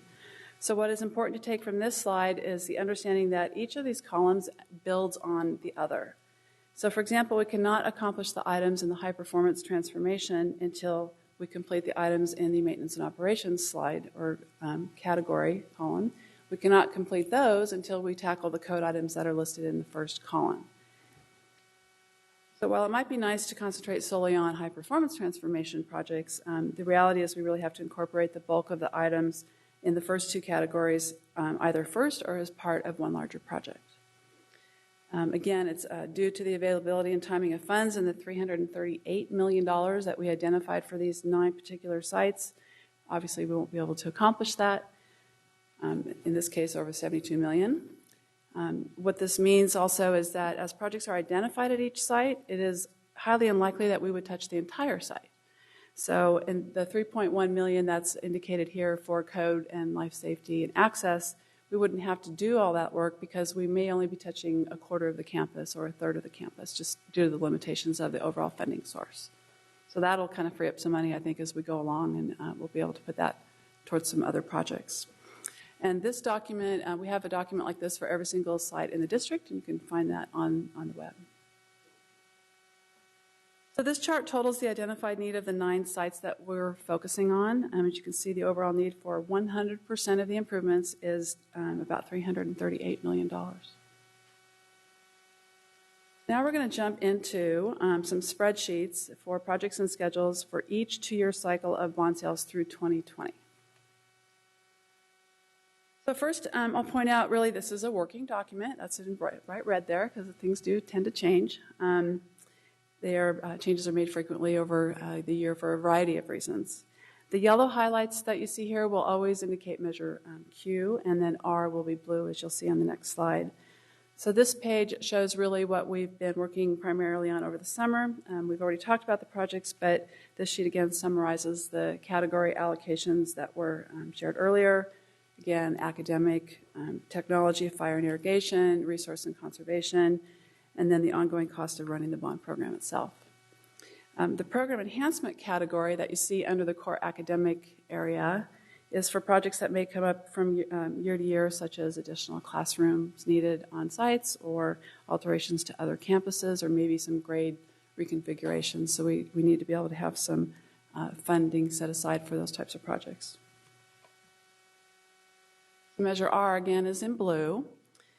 It shows what is planned moving forward primarily with our athletic improvements at several sites, and then an allocation for renovation projects such as playground replacements and parking lot improvements and other areas of critical need.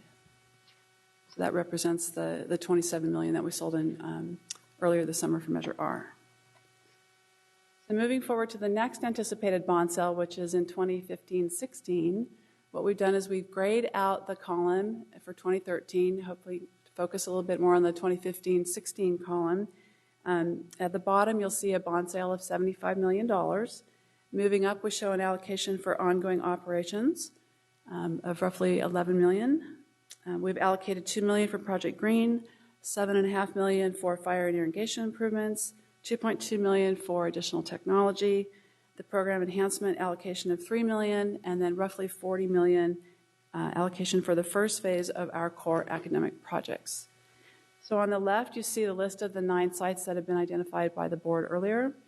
On the right, in the notes section, are the first 3 sites, that will be tackled, for lack of a better word. So CK McClatchy and West Campus will be funded out of Measure Q dollars. And Kit Carson will be initially funded out of consent decree money and then will be supplemented by Measure Q dollars as we move forward. So the goal is really to allocate money on either a percentage basis or a pro rata share based on what's available and what the need is. That's been identified on that earlier slide that totaled $338 million. So in 2015-16 for Measure R, we're planning a $30 million bond sale out of R. We've scheduled some bleacher replacements and ADA upgrades at Fern Bacon. It's only $1 million, but we have an eligible ERP or emergency repair program allocation from the state that we will eventually get. So we want to make sure we do the work. We have to do the work before we get the money. And then the biggest allocation here is the $22 million for the kitchen. So we'll start the design in 2015 and should be under construction sometime in 2016. So again, the first 2 blacked out, so now we move over to 17 and 18. So in 17, we're planning a $75 million sale out of Measure Q. The next 2 schools on the list are Luther Burbank and Hiram Johnson. Also allocated is a little over $17 million in major renovation at other district sites. Technology gets a little portion, and the last $1 million of Project Green is scheduled. No bond sales are scheduled in 17-18 for Measure R, so there's no allocation for that program for those 2 years. And then our last sale that we're really able to anticipate, we want to just go up to 2019, so we will sell about $50 million in Measure Q. The last 4 schools are identified up there. There are small allocations for major renovation and some for program enhancements. This slide also shows in the bigger column there the total of all bond sales across the bottom of $243 million in Measure Q dollars, and also the projects in the schedules across the same time frame. So there is a little bit, you'll see $103 million there. That is the remaining bond funds to be allocated out of Measure Q, but it is too far down the road for us to get the crystal ball out and figure out how much and when we could sell bonds. So that'll have to be allocated at some future time. So Measure R, again, no bond sale in the last year. The remaining authorization of $11 million will be added to that $103 million, which will give us about $114 million of future bond authorization to be allocated and projects identified at some later date. And now I'm going to turn it over to Barry, who's going to talk a little bit about major renovation and allocation. Good evening. The passing of Measures Q and R has afforded us an opportunity to take care of some of our most pressing renovation projects. We've identified over $80 million of needed repairs to date right now. Most of the repairs that we have are in these 5 categories. We have roofing, playground and parking lot improvements, HVAC replacements, plumbing upgrades, and painting. This summer, we've already started doing some of the renovation projects. We did some roofing projects. We've started planning. We did a couple of parking lots. We have other parking lots and playgrounds that we're in the planning stages of doing right now. Some of the other upgrades, such as HVAC, we're planning on trying to leverage some Proposition 39 funding to also supplement Measures Q and R on these projects.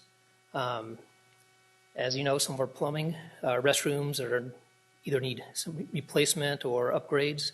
We're looking at doing some of those. Painting, you can go to a lot of our sites and find that painting is not up to snuff. It's because we haven't been funded, and this opportunity it's afforded us an opportunity to be able to take care of some of this stuff.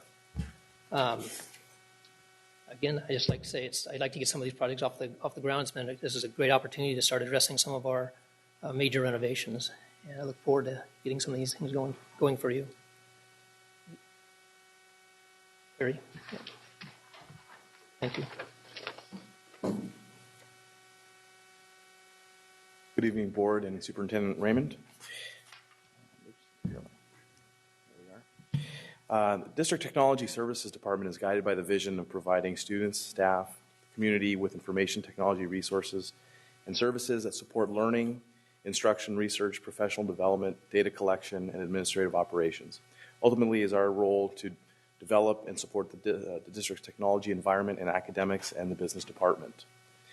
We are reliant on the allocation of district bond funds to accomplish these strategic goals under accelerated timelines through network upgrades, the district SBAC technology testing devices and timelines put forward, and a critical need for system and data management tools.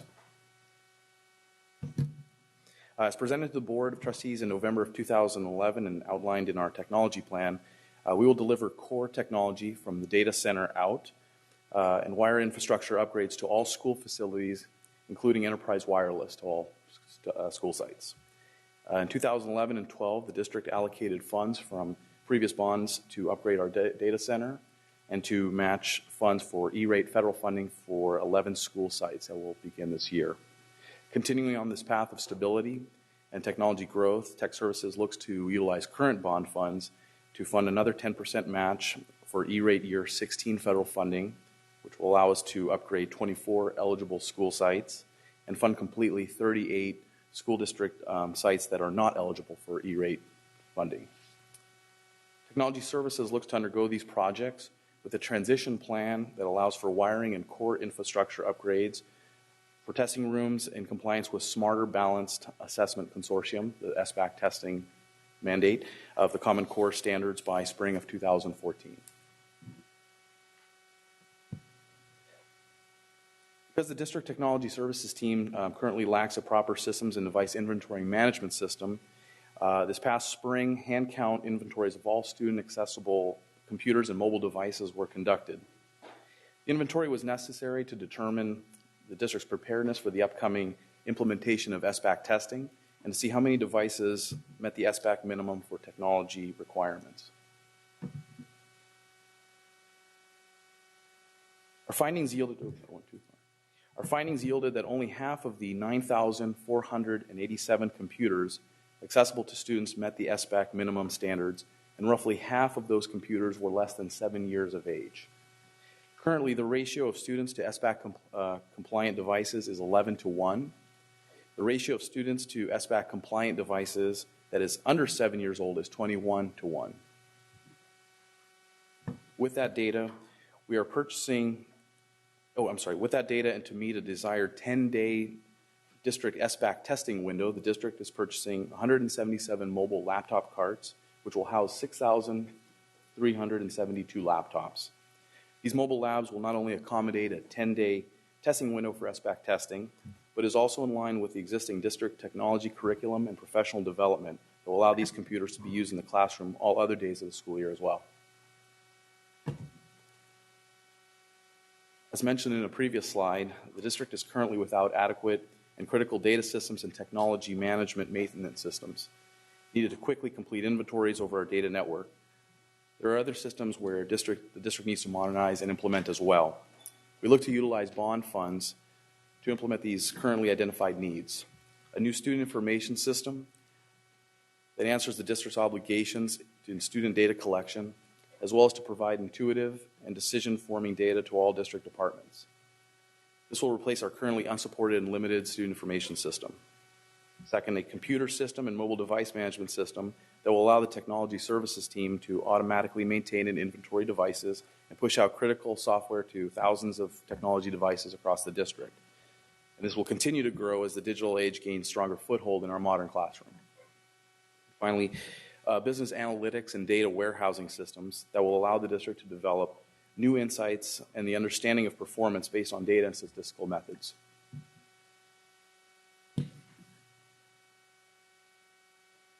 Okay, so we'll conclude here with the next steps. So our bond steering committee has met several times over the summer, and we have additional meetings planned at all sites in October, specifically with our career tech staff and site administration. The committee will work with each site to identify projects based on their needs and the funds that are available. The bond oversight meets quarterly, so we'll be sharing this information with them as well. We are scheduled in early October to paper screen the 25 statements of qualifications that we received to the request for qualifications for architectural services.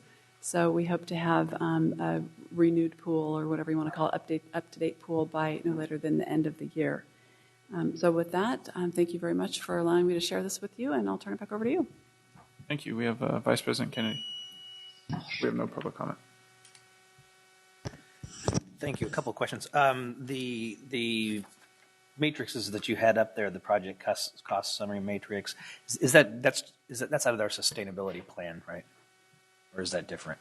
That's the 9 sites. Oh, okay. So that's not part of the system. I guess my question is that available? Is that online? Oh, yeah. Yeah, If you go to the facilities support services page and even the bond oversight page, we have a couple links to it. So every site has a summary and a full-blown plan. Okay. And we're going to continue throughout the projects, throughout the life of the bond. We're going to continue to monitor it with our finance people to ensure that we're taking advantage of all opportunities, if there's refinancing opportunities and so forth, in order to save taxpayers money, right? Not only that, but we also will take advantage of any state funding that might become available if we have another bond. Yeah. Prop 39 money, as was mentioned earlier, we'll leverage that as much as possible. I was going to specifically ask about Prop 39. What's the deal with it now? What's the status of it? The regs or guidelines, we're actually calling them guidelines, are drafted. They're due to be released by the end of September. Then there'll be a public comment period where we get to chime in on what we like about it, what we don't like about it, and then January, I think, is the big rollout. So one of the key portions of that will be audits, as we've all heard.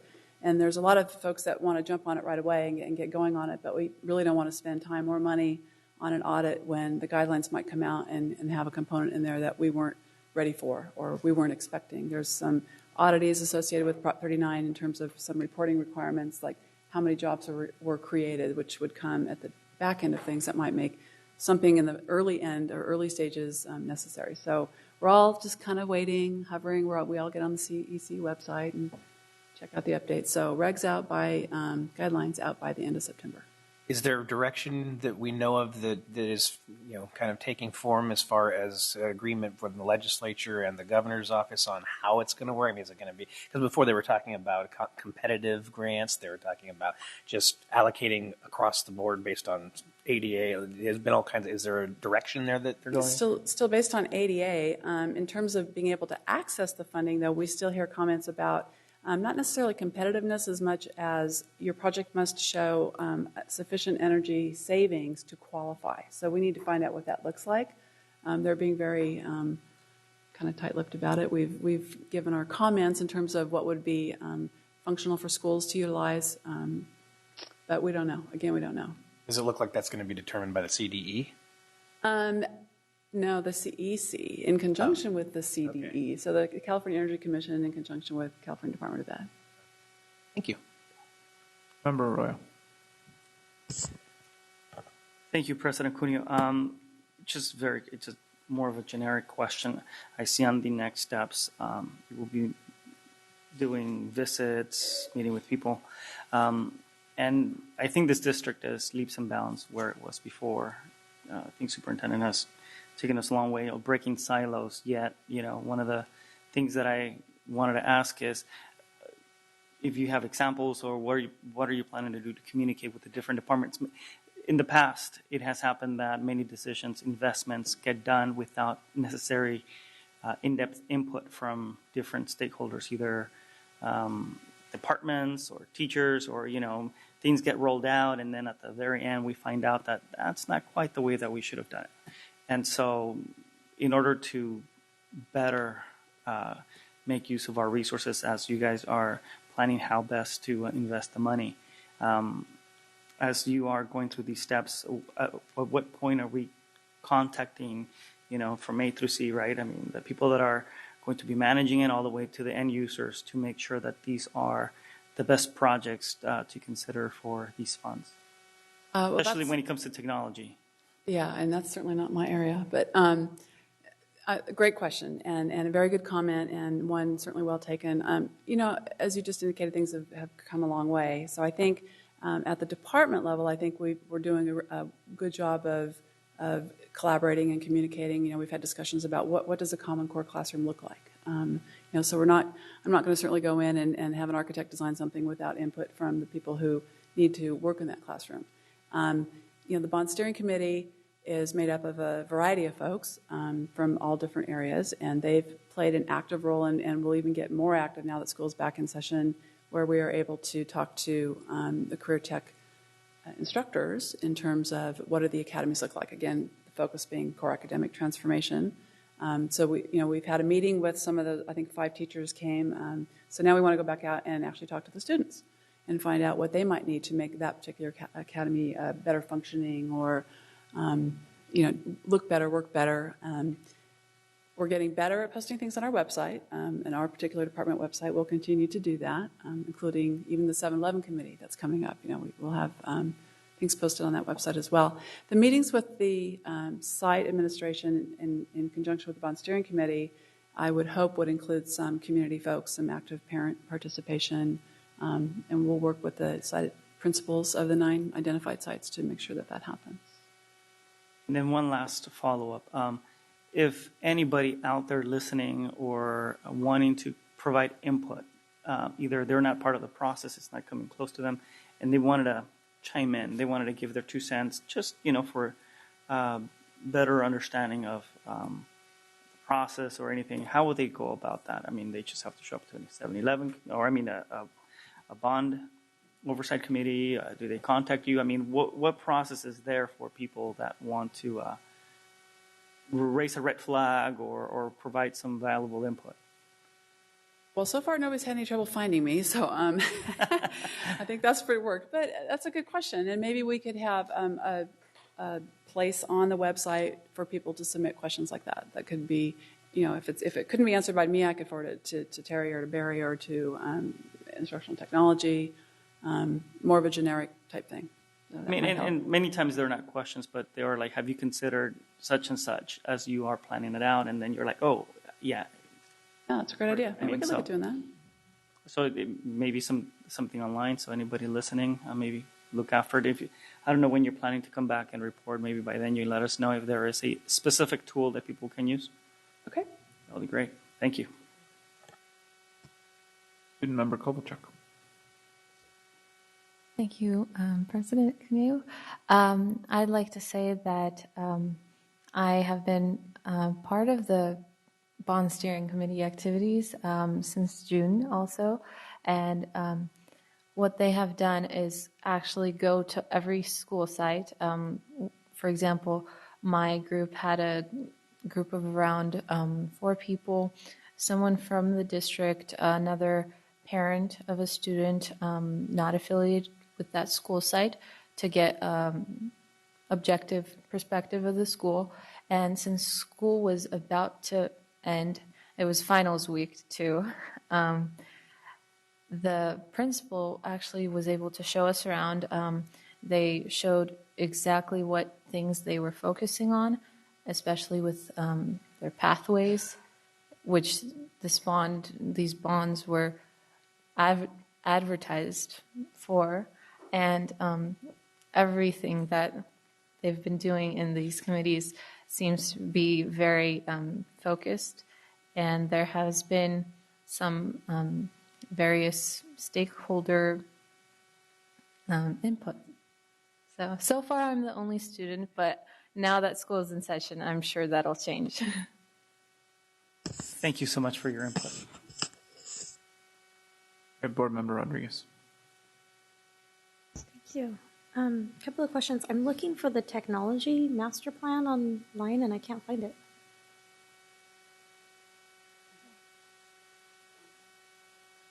Maybe I'm looking in the wrong spot.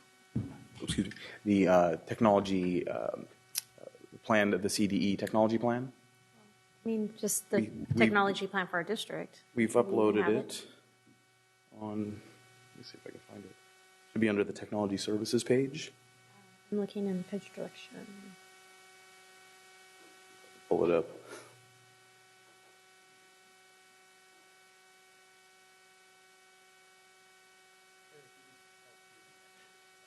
Okay. Thank you. I appreciate that. I should call one of my help desk guys that can help me out. I was looking under facilities, so not under technology. It's under the so- technology services page. I see it now. Okay, great. thanks. So the next question I have, I mean, we're talking about allocating these bond monies of Q&R. I've asked repeatedly on this board that I would like to see the audits from the past bonds, because I understand there was some matters that needed to be addressed, and in terms of allocating money out appropriately for the appropriate use. For example, if we used bond money to pay for staff, and that staff was not overseeing a particular project. So I'd like to see that. Again, another request. And that concludes my questions today. That's the Bond Oversight Committee's annual report, which we should have online. Yeah, don't we? in a nutshell, yeah. Yeah. So we should have that online, don't we? We do. Yeah. Okay. Member Hanson. Does it contain all of the notes that the auditors would have produced? And then does it contain our responses? It should. I don't think there have not been any findings, so there wouldn't be any responses in the last report of the Bond Oversight Committee, but going back several years, there may have been something. Member Hanson. Thank you. Just a couple parochial questions for me. The Cal Middle School modernization, when is that approximately scheduled to happen? Right now, Cal Middle is scheduled for some athletic improvements. So that's probably of that Measure R allocation in 1314. That's like the one we haven't. I'm not even sure we've assigned an architect yet to that. Oh, we have. So we do have an architect on board, and we're talking with them. So those were all.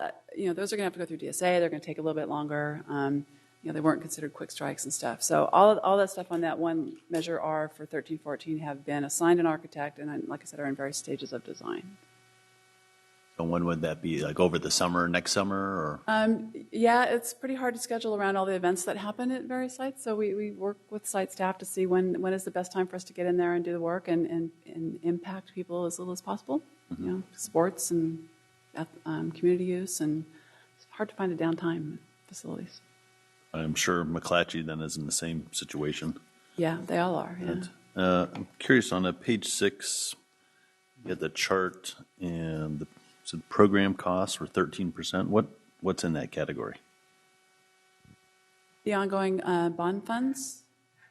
So essentially, we have program reserves, we have project contingencies, and then we have ongoing bond funds. So, contingencies are exactly what they say. When we find something that we weren't expecting, we don't have the funds to cover it, we would dig into that pot. Program reserves are more drastic changes in program. Ongoing bond funds would be the cost of running the bond on a year-to-year basis, including the issuance costs. We used to be able to pay for that separately. Now that's included in there. So some years it might just be our own staff. And during the summer, we actually had a program management company, Cumming Corporation, that helped us because of the vast amount of projects that we were using. So that also comes out of that pot. Out of the program costs pot? Out of the ongoing, ongoing. Just saying, it just says it's titled program costs, 13% of the current 13-14 Measure Q allocations. Make sure I was reading that. There's not very much breakdown. I mean, the other ones I think are pretty self-explanatory. That one just seemed kind of a little nebulous. Our page numbers are different. That's why I'm having a little bit of. Gotcha. Yeah, this is the paper copy that we got. Oh, the one after the pie chart. Yeah, there's two pie charts. There's one was the original Measure Q allocations, and there's the second one that's current allocations. We might have just changed the title. The numbers haven't changed. In that particular pot, That's the why I was numbers just didn't asking change. what was included in program costs, because like I said, it just was very self-explanatory. Yeah, that's the ongoing, the reserves, and the contingencies. Okay.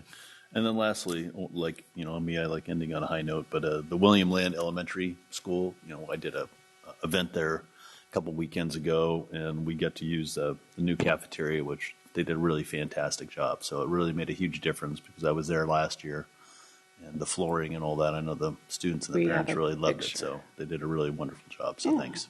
We have a picture of that coming up in the next presentation. Yes. I looked ahead, so I cheated and saw that. Reminded me. Thanks. Member Pritchett. Thank you. Just real quickly, I have a question regarding technology.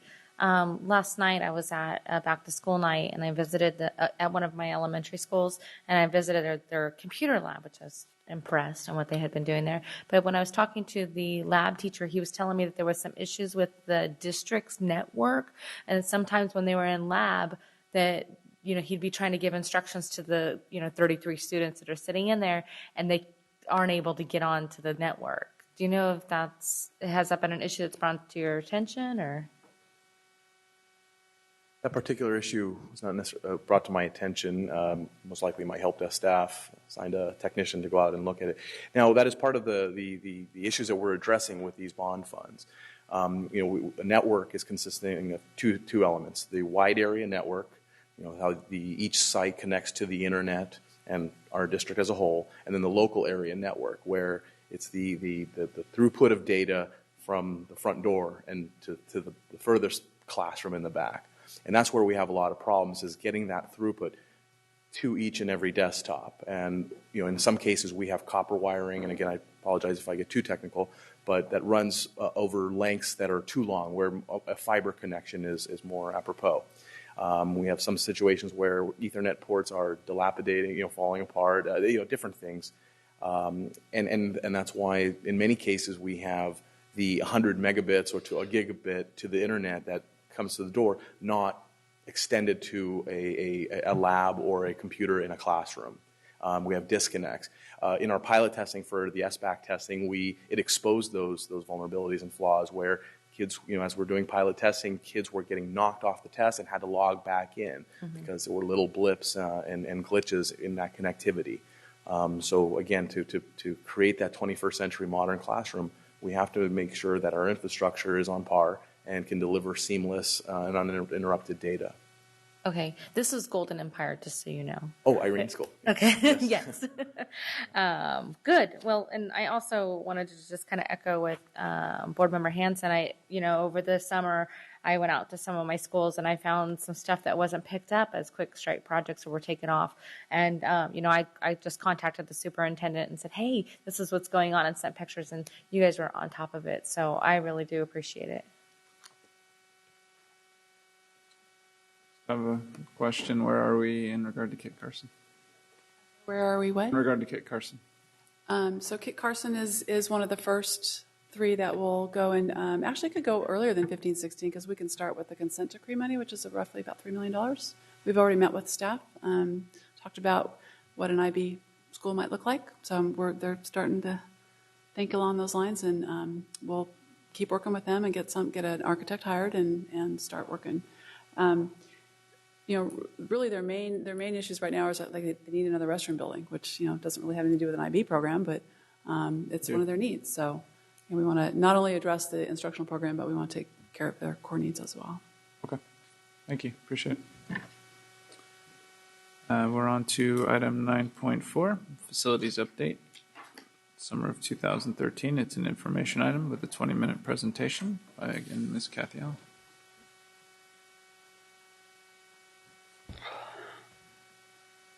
Okay, so this is kind of the fun stuff, I guess. I don't have it set to music. Next time I'll try and do that. So we've heard this over and over again. We did a lot of quick strike projects this summer on just about every site. The categories that we gave some options to are in front of you there on the screen. Some of the pictures that follow here are some before and after pictures of some of the quick strike projects. So this would have been a landscaping one at John Still before, John Still after. Here's David Lubin playground before, David Lubin after. And we had our modernization projects at the 12 sites. Again, we're all very familiar with this. So this is Father Keith Buchanan's cafeteria floor before. This was old sheet vinyl. I think we actually had a health department letter stating we needed to do something here, so that got on the list right away. So this was kind of in progress. Another picture in progress. And then the final here. This was an epoxy floor, which is very popular to be used in kitchens and also bathrooms. It's got a little bit of a grit to it. I like it. It's my favorite thing to put in just about everywhere, actually. Very easy to clean, and really the only drawback is kind of tends to eat mops a little bit, but it'll last for a really long time. And health departments like it as well. This is a new roof at Peter Burnett. You can see we're putting down single-ply cool roof, so that will help reduce our energy costs. The roof after it was done. This is Earl Warren before. This site received quite a bit of work over the summer. There was some pretty extensive parking and congestion and traffic issues there. We had some ADA issues with the ramp up to the front of the school, so as we started getting a little bit more into this, we also found some unsuitable soils and all those other things that you find when you dig up things that you don't know what was underneath. We actually found asphalt on top of concrete. So somebody had just gone in at some point in time and thrown a bunch of asphalt on top of concrete. So we had to remove all of that. It was kind of an interesting process, but got it done, and this is what it looks like finished. So it's all nicely newly landscaped, ADA compliant. Provides a better thoroughfare. We beefed up the concrete at one end where the dumpsters, the garbage trucks come in so that they won't ruin the pavement that was there. We also had green projects going on at the same time. This was at AM Wynn. Their school put in a project and was awarded some dollars to install daylights and also a white roof coating. So this is kind of a before and after on the outside or the exterior of AM Wynn. This one's kind of hard to see, sorry about that, but that's in the cafeteria. Wilsey Wood had a window replacement. They had very inefficient windows, so we replaced these with dual pane. This is the work in progress here, and this is what it looks like, although it looks like the same because they're windows, but they're now energy efficient windows. So it's green, right? Green line. This is Sutterville Elementary after we updated their restroom. So that was also a Project Green project. This was also a Project Green at John Sloat to decrease the amount of lawn that we were having to take care of. We installed some xeriscaping, drought-tolerant plants. And then we had projects that were either done by or managed by our own very talented staff. Another roofing project that Barry mentioned earlier, we replaced the roof at Fern Bacon School. We had a lot of asbestos abatement going on this summer too, because again, these roofs are so old that there's a lot of asbestos underneath there. So it was quite the job to take care of all of that and get it all done and back and installed before staff got there. Every year we pick the most needy stage floors and any other wood floors, and we refinish them. So this is Ethel I. Baker before and after. At Pacific, we had 16 classrooms that had really old vinyl flooring that was in deplorable shape and also glued down to asbestos mastic. So we abated 16 rooms of asbestos and put down new vinyl flooring in 16 classrooms in the kindergarten. This is Sequoia Elementary's playground before and after. This was kind of a quick fix, but it turned out very nice. Another restroom project at Theodore Judah, epoxy floor on the bottom there again. They also got a nice new coat of paint on the front of their school. This was back at Pacific. Again, another flooring project that we did in the elementary toilet area. And then we call this Summer Fun. So this is just kind of a bunch of slides that we picked out of a couple of hundred that we had. So this is Alice Burney. We relocated and refurbished and made green 4 portables and a bathroom and restroom building, and did those round circles you see there for future trees that they're getting donated by the Tree Foundation. This is the restroom building at the same site. This is John Still, a little bit more, I think this was a Project Green project.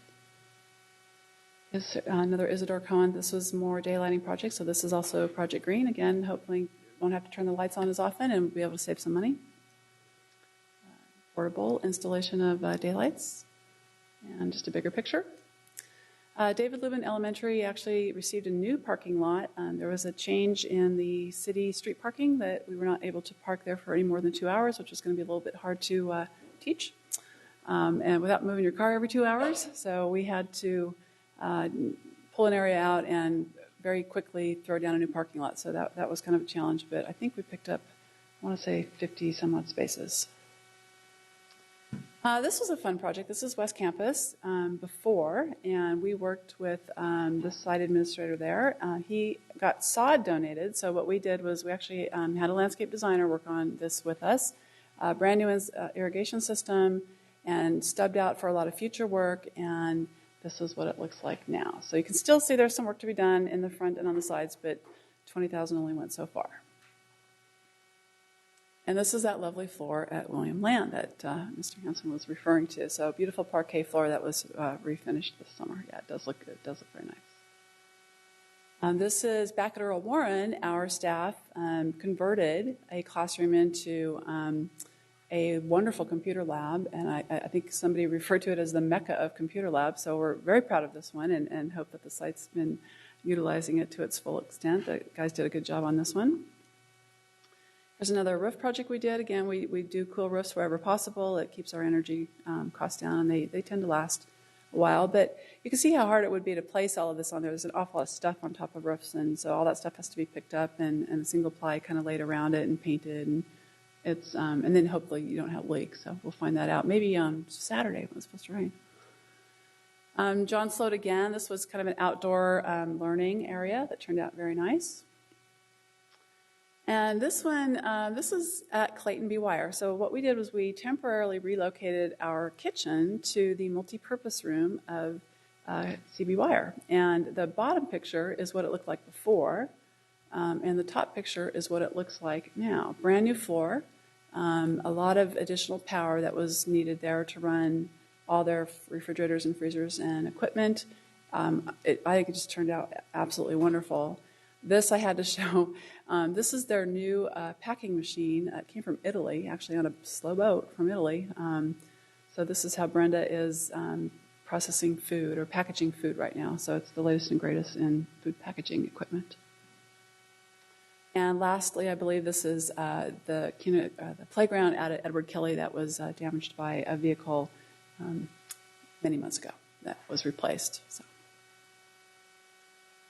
So a recap of what we were able to do, we had 12 modernizations that were completed. I think you've heard some of these numbers before. We touched in some capacity or another at least 534 classrooms and ancillary facilities. We had completed, in addition to all the work that we did, we completed over 2,100 work orders with our staff, over 10 Project Green projects. We did classroom conversions at multiple sites where we took big rooms, made them into smaller rooms made them into bigger rooms. We've begun the designs, as we indicated, on field and gym enhancements at 5 sites. We did over 80 quick strikes. Some, again, are still in progress. Deep cleaning of all school sites, and we did a complete renovation of the multipurpose room at John Morris, including new garden and shade canopy for them, and then the additional classrooms and restrooms at Alice Burney. That was the summer fun.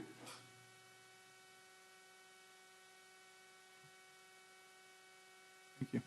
We have Vice President Kennedy. Just a couple of things. I'm not going to go down and comment on every one of those pictures, of course, but overall, the Cool Roof program and making that a priority and looking at expanding that throughout the district, I think is incredible. It's such an easy and really, well, it's not easy, but it's a way to save, energy that's kind of low tech, and I think it's fabulous. The packing machine I'm glad to see that getting put into place. We talked about that, the Healthy Food Task Force, a couple of years ago, and we can end up saving a lot of money and offer our kids better resources, better food with that machine. So I'm glad that it's kind of fun to see something come to fruition that we just talked about. The work being done at John Morris, I think, it deserves particular mention. Not only is it really providing a learning space and welcoming space, and with the garden and the new facility where we're going to have the ability to provide occupational therapy and other, we are delivering services through our facilities department and the work you guys are doing to students who really need our help and really need us as champions. So I was by there the other. The work that you're doing there is phenomenal. Overall, I'm hearing from all of our campuses what great work you guys did. So I just really don't have a question. I just really have a comment, and that's not only our staff and your staff, superintendent, your staff. You guys did a phenomenal job this summer. It was just amazing. All of you that are here and those that aren't.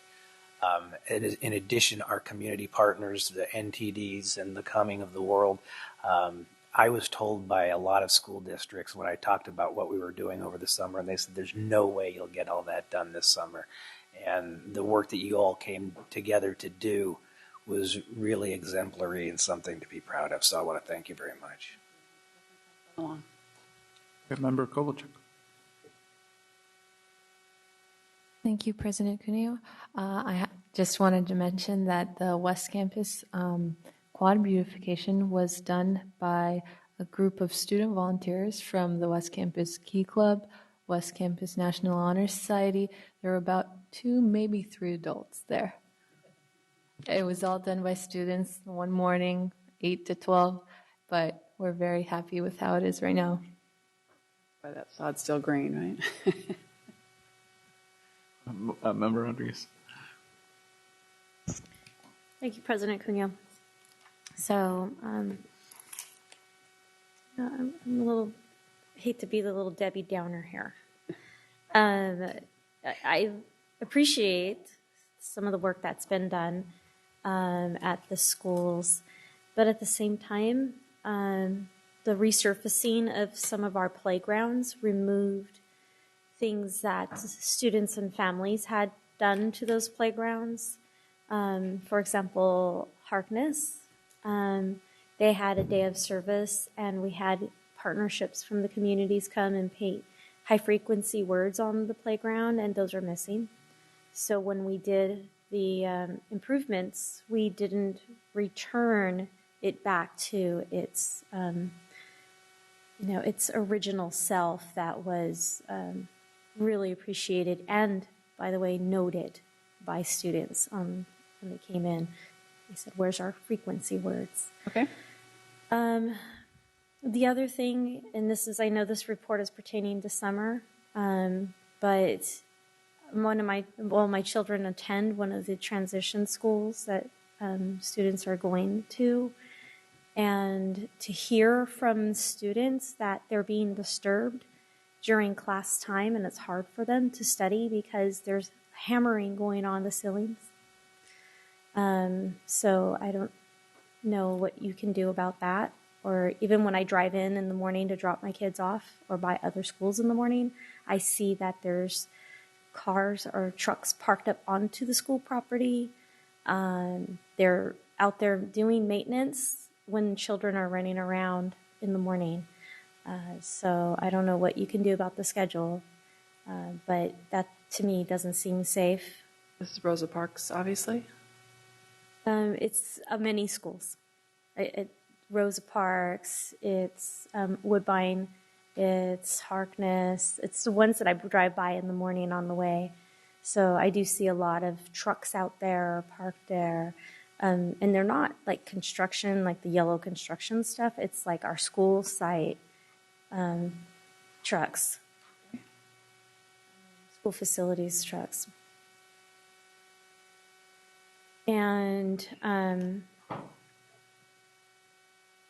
the wireless internet, we don't have at several schools in the South area, especially when you get to the back of the school.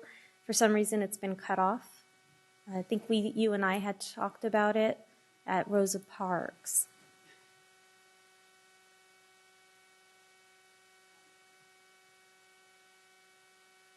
The infrastructure from the front door of our buildings, or actually it isn't even the front door of the building, but from the main distribution facility of each site back to the internet has been upgraded.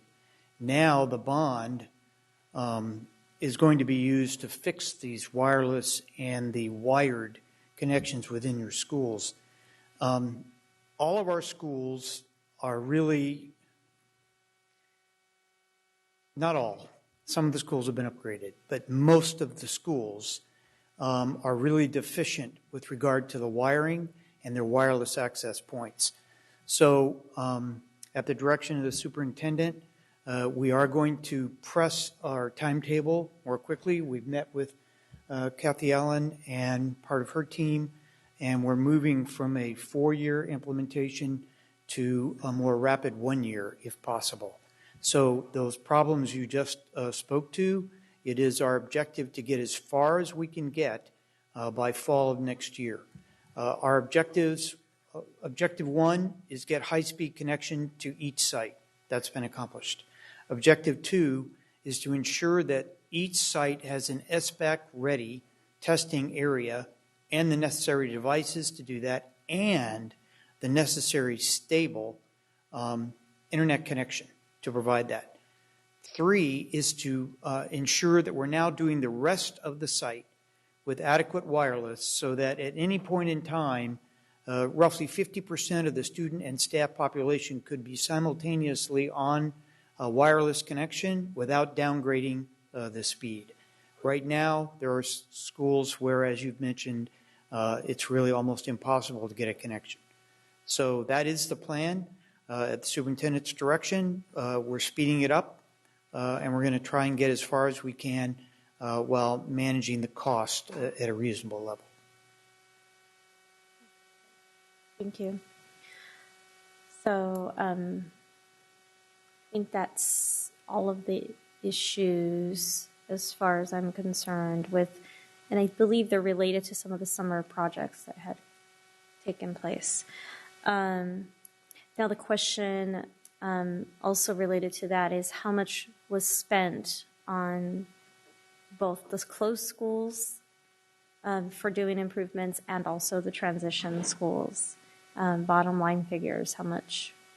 Well, we're actually still being billed because people were so busy trying to get the work done. We have a huge amount of outstanding invoices. So can I come back at a later date with that number? I'd rather give you accurate numbers than throw a guess out there. I mean, my goal is still to stay within the $5 million allocation for for MAUD that we talked about, and the $2 million for Quick Strike. So, and then there's another, Barry's work that was done is funded separately. So we are literally processing a lot of invoices right now. But I'll definitely come back with a full report. Okay, thank you. I just wanted to echo a couple thoughts up here. The school sites I visited spoke very highly of the work that was done this summer at the sites, and we're very appreciative, principals and teachers alike. Also, in regard to the transition, the only school in my area that I visited is Judah, that was affected by the closure at Washington, and that site spoke very highly of district staff's assistance in readying their school for the influx of Washington students, and students actually that came from outside of Washington as well. So I just thought I'd pass that on. I got a lot of good feedback from my area schools about the work that was done this summer. Thank you. Item 9.5, School Quality Improvement System Core Waiver Update.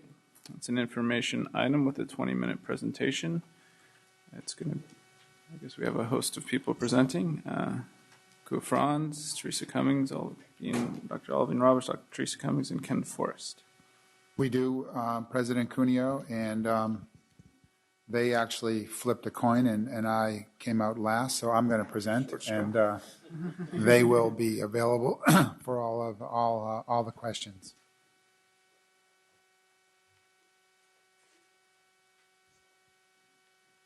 Dr. Roberts, your presence is requested.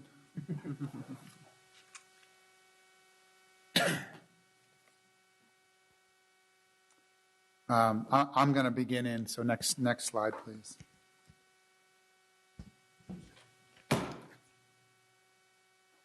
Next slide, please.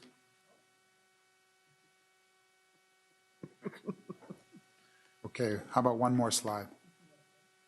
Thank you. This is a historic opportunity. In August, Sacramento City, along with 7 other districts, were given a waiver by the U.S. Department of Education, Secretary Duncan. These were the first waivers in the nation to be given to school districts that get us out, and we'll talk a little bit more specifically about the most onerous provisions of No Child Left Behind, while giving us the opportunity and the flexibility to utilize over $100 million in Title I set-asides to a much more effective and locally controlled use. Next slide, please. In return for this waiver from No Child Left Behind, there were 3 principles that all of the school districts are beholden to, and I want to just go through those.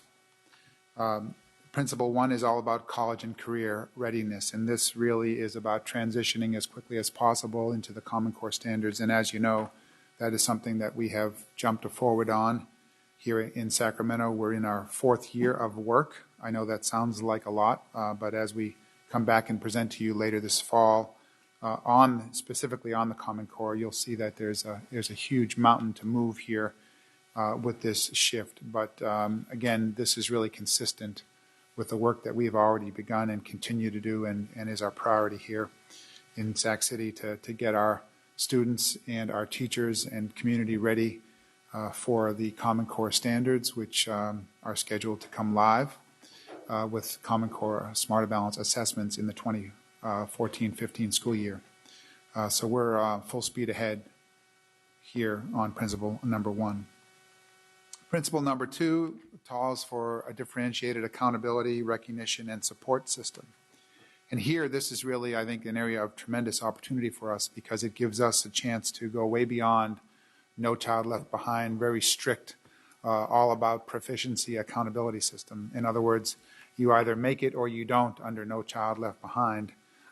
It was all about academics and all about simply proficiency. There was nothing about growth. There were no other factors. And we have an opportunity. In fact, we're the only group of school districts that have been given a waiver, and even all the other states that have been given waivers, they are all focused on strictly academic measurements. But we've gone beyond academic. Certainly 60% of our targets are academic. They are both proficiency and growth. Growth is an important factor, showing how not only where students are, but how quickly and the amount of growth that they've been able to achieve.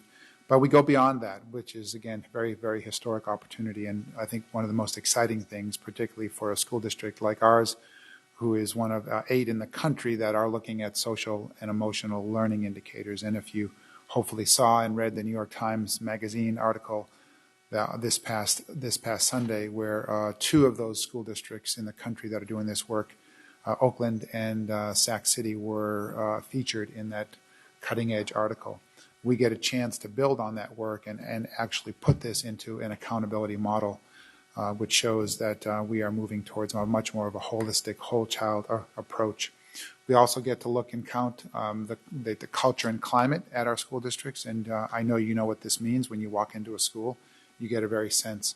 But by having input from our students and getting student voice directly into that, and then holding ourselves accountable for how our students are feeling and how the culture and climate in our schools and getting parent voice in that is also a very important component.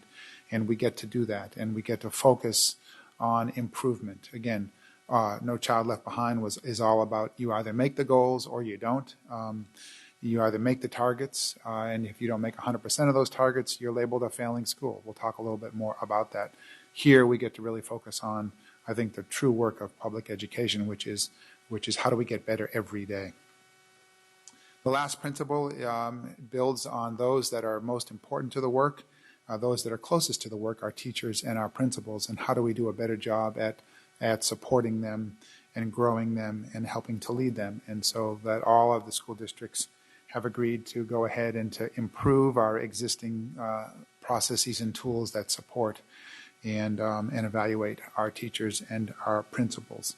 And one big component of that is starting to look at how do we place a value on student outcomes and student assessments.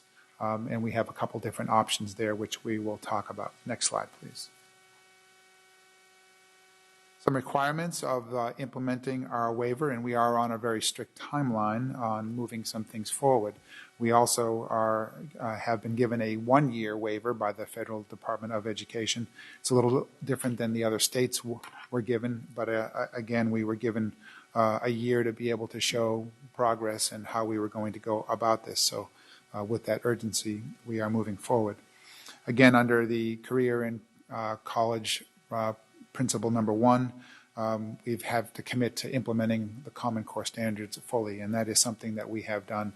We're also looking at smarter balanced assessments now with the recent passage of AB 484 by the legislature, and with all indications that Governor Brown will sign it. It gives some options and some flexibilities. We think that taking full advantage of the ability to pilot test these assessments is a very important thing for our students, for our teachers, and for our community to get a sense of what these new assessments will require. So we're moving forward with an intent to assess all of our children in grades 3 to 8 in English language arts and in math, as well as grade 11 this coming spring. It will give us a real good chance, as Mr. Forrest said, to really test our systems, to be able to see do we have the technology, do we have the network, and then to give us a sense and give our students a sense of what these new assessments are like, so that in the spring of 2015, which is just around the corner, they won't be seeing these and taking them when they do count for the very first time. On the new accountability and the recognition, we're moving forward here to build our school improvement system and our school quality improvement index. These will require new targets. They will require us also to identify schools according to how they have performed against a set of targets, and we're in the process of doing that now. We'll talk a little bit more about that as we go forward. On the teacher and principal evaluation, it's important that we start to develop these new guidelines. Those are guidelines that we're having conversations and discussions on now, that we start the process and we start having those conversations in the 2013 school year with an eye towards piloting new tools and new systems in the 14-15 school year for full implementation by 2015-2016. A big part of the system that I think sets us apart from other states that have had waivers, and certainly a difference than No Child Left Behind, is this ability to have peer-to-peer collaborative conversations. I like to say that nobody knows better than how to improve schools and classrooms than teachers and principals. And it's the question, and what we talk about all the time is, and I referred to it before, that every day in Sacramento and throughout our school district, we have amazing things happen in many of our classrooms and many of our schools. The challenge has been in finding ways to recognize those, to reward those great accomplishments, and then most importantly to replicate. So we've had a great undertaking over the last 4 years to get our teachers and principals to work more collaboratively. It started through the data inquiry process, creating real processes around collaborating, continued on with our SQR and getting principals and others to get out of their comfort zone and get out of their schools and to start working together with their colleagues. And through these processes, we've continued that as we've begun to implement and work on supporting our teachers and principals around the Common Core standards. And we intend to continue to build on that by creating a peer monitoring, review, and support system. We moved forward and organized our schools into networks last year, again, clusters of schools that are working together and supporting each other and providing peer-to-peer support. So we build on that, and that's a very important part of this plan. And waiver is very dependent upon us engaging and communicating with our stakeholders.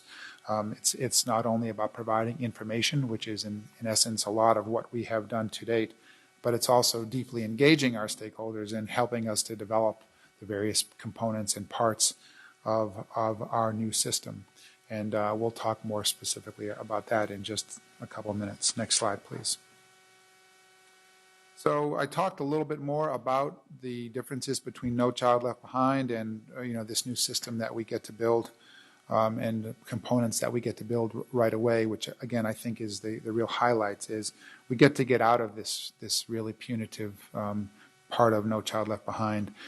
We have 74% of our schools in Sacramento under the No Child Left Behind were labeled failures, which meant every October, right around this time, every single family in that school would get a letter in essence saying, your school, even if you love your school, it's a failure, and you have the right to transfer to another school, which, by the way, given No Child Left Behind, increasingly steep march to 100% of our schools and children being proficient by 2014, very few schools are eligible. 4 or 5 schools in Sacramento would be eligible for all of these students to suddenly start to go to. Well, as you can imagine, they don't have any availability.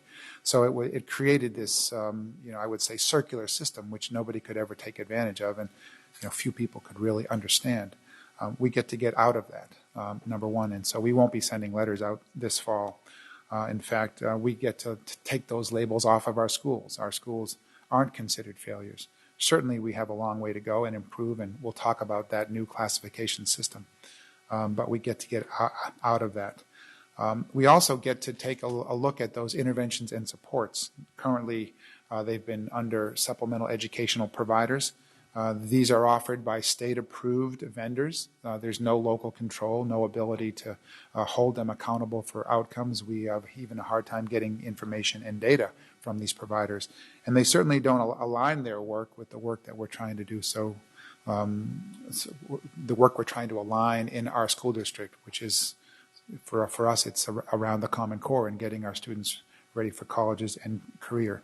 So we'll be able to reallocate those dollars and to provide interventions and supports to our schools and to our students that are most effective, and also have the input from our local stakeholders, parents and students and teachers and principals, about what's working and what isn't, and where do we put the emphasis on those resources. We get to make those decisions, and we get to hold our providers and those that are providing these interventions accountable for the results, and the results are improved student learning. And we talked a little bit about now the flexibilities, the not having to label our schools, not having to send out these notifications to parents that are difficult to understand, and the freedom and flexibility around the design. We get to also focus a system on continuous improvement. versus the all or nothing components of No Child Left Behind. Next slide, please. A little more in depth about the various principles. And again, we've talked a lot here in the past about our Common Core, and we'll be talking more deeply about Common Core later this fall. But again, deep emphasis on both the pedagogical shifts as well as the content shifts that are required in making sure that our students are college and career ready, with a particular emphasis on our English language learners, students with disabilities, and of course our low achieving students. This is about raising the bar and the expectations, something you heard from Mr. Gladney earlier today, and something that we've heard directly from students. I will have to say, last spring we had a meeting with students at McClatchy High School that we had convened as part of our Achievement Gap Task Force, and we heard directly from students. And I believe there was one student who commented on that how often it is that they students have to stoop to the low expectations that adults have for them. It was pretty eye-opening. Again, Common Core standards take that to a much higher level, the things we demand, and the rigor that is established for our students. To do so, however, means we need to develop and to provide the supports for our teachers and for our principals that are leading this work in our classrooms and in our schools. And we have to make sure, as we are aligning all of our professional development and supports, and make this, the main thing is the main thing. And Common Core for us, and building that capacity is the main thing. We also have to get a real handle around these assessments, which means first, and as you heard earlier tonight, we have to put the emphasis and the resources into making sure that we have the technological capacity, we have the network, and we even have modern, smarter balance compliance devices. So a lot of emphasis and priority and focus is being put there. And again, we can speak more deeply about how we are engaging our teachers and bringing them up to speed with the Common Core standards. And this spring, we'll get a chance to really assess and use the Smarter Balance opportunity to pilot test those assessments to also help us shape our professional development for next year as well. And I think we've talked about the other 2 points. Next slide, please. We'll talk a little bit about the district and school level engagement. You heard a little bit earlier this evening about a specific experience that occurred just last night at one of our school sites, where the school site had an opportunity to talk to its parents in the back to school evening about the Common Core. So we expect all of our school sites to continue to do this year, to talk with their parents about math and English language arts, continuing to build awareness and to orient them. In fact, a lot of this will be giving parents the opportunity, as we did last year at the district level, to actually sit and to take a performance task in either English language arts or math to really experience what their students, what their children are going to be required to do. So that will continue to roll out across the district this year, as every one of our schools holds at least one session engaging their parents on this. And we'll be providing them with lots of information, brochures, and other opportunities for them to actually take and to take these own assessments. At the district level, we'll continue to communicate using all the means we have to communicate. We'll continue to utilize our stakeholder engagement groups and provide them with the opportunity so they can engage their constituencies. We'll also continue to expand the quarterly parent workshops that we've had in both English language arts and in math. We'll be doing at least 2 sessions by our 3 geographic regions over the course of the year. And again, giving all of our schools the tools and the strategies that they need to engage with their parents. Continue to work with our other partners and making sure that they have the information that they need. And we'll be back here at the board, again, as I said, later this fall to give a full focused workshop on the Common Core. And we continue to work and develop and adopt various resources to provide out to our communities, both through the web as well as electronic and virtual libraries. Next slide, please. Okay, differentiated recognition, accountability, and support principle number 2. This developing and implementing this new system, again, is a new opportunity for us, and one that will take time. We have ambitious goals to meet, But it's a great opportunity for us to take and go beyond simply looking at one single academic testing domain, which has been No Child Left Behind. Requires us to identify 3 different types of schools. We have core priority schools, core focus schools, and core reward schools, and we'll talk a little bit more about those 3 different classifications, and as well as providing additional supports and incentives to our other remaining Title I schools. And of course, at the end of the day, it's all about building the capacity of those within our school district that are so close and nearer to our students to have the capacity and the ability to continuously improve the teaching and learning that occurs in the district. Next slide, please. You can get a better look here, a visual look of what that school quality improvement index will look like. Again, I talked a little bit earlier. Right now, under No Child Left Behind, 100% is based upon one measure, proficiency, how a student performs on a single day with a single assessment. We're still saying that academics are important. They're 60% of the measurement standard here. But within that, we look at both performance, overall performance, we look at growth, and we also look at our high school graduation and our high school retention. So are we getting students to matriculate from middle school to high school, and how are we graduating? We believe that these are very important. We also need to look at our subgroups and how our subgroups are performing. We have other factors that we get to look at too. That's the 40%, and we talked a little bit more about these. Under the social emotional factors, absentee rates, suspension, expulsion, we get to look at how we're doing there, not only for all of our students, but also for the subgroups. So are we seeing within some subgroups, are we seeing those different variations, and really digging deeply into this to get a handle on our suspension and expulsion rates, as well as the non-cognitive factors that are still to be determined. And this gets to our social emotional learning work that we're making a priority in our school district right now. And then culture and climate factors. And through student surveys, parent surveys, and staff surveys, really identifying, as well as how quickly are we redesignating our English language learners. All that gets factored in here. One important note that I want to talk to before I get to that next slide is what's called the subgroup size. In California right now, a subgroup is considered a subgroup when there's 100 or more students identified. And we've talked about this before. Under No Child Left Behind, a school may have 24 different targets. And in order to be a target, you have to have 100 students in that subgroup. Well, we thought it was very important as a group of school districts that we actually lower this. So we've lowered it to 20 students. So right now, if there are 20 or more particular students within a classification, that's now a subgroup in our school district. The result of that is by 8 school districts, we're picking up over 150,000 more students will be actually counted and will have to be looked at. I think it's the most powerful part of No Child Left Behind, shining the light and looking at individual subgroup performance. For us in Sacramento, that will be 10,000 more students will be looked at and classified in a subgroup, really putting a premium on the issue of equity and making sure that we truly are eliminating all kinds of gaps.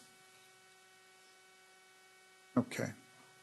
So another little visual here on how the accountability model really gets built up. You can see the index. It's got 3 components: academic, social, emotional, cultural, and climate. That comes down into determining how those scores are. They add up to 100 points.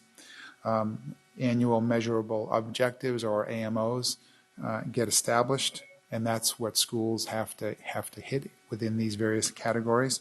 And then based upon that, schools get designated based upon how well they fare against meeting these targets in those 3 areas: academic, social, emotional, and cultural and climate. And that then designates whether they are a reward, a focus, or a core priority school. Next slide, please. A little more detail on those schools.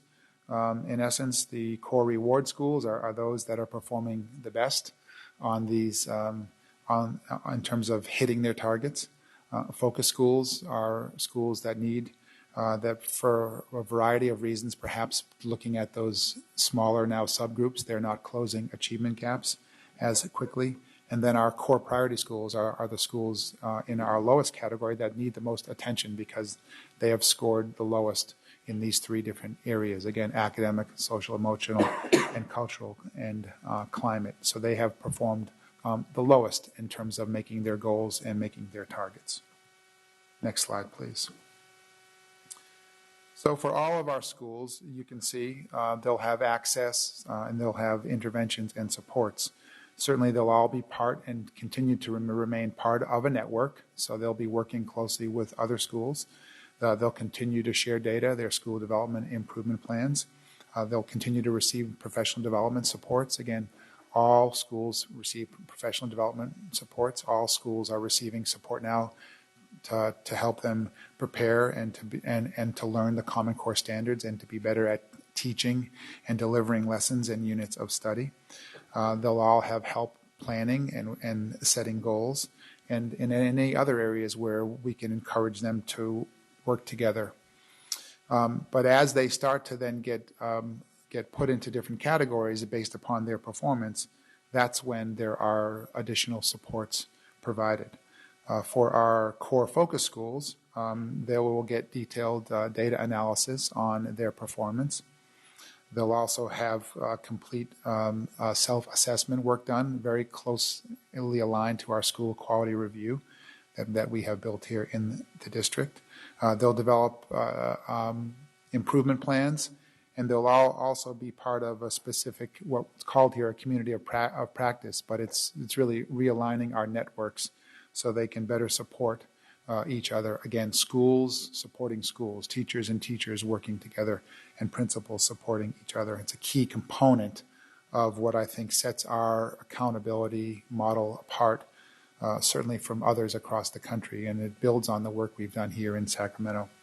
And then if you're a core priority school, in addition to all those other supports, the real big difference here is that you then get paired with a reward school.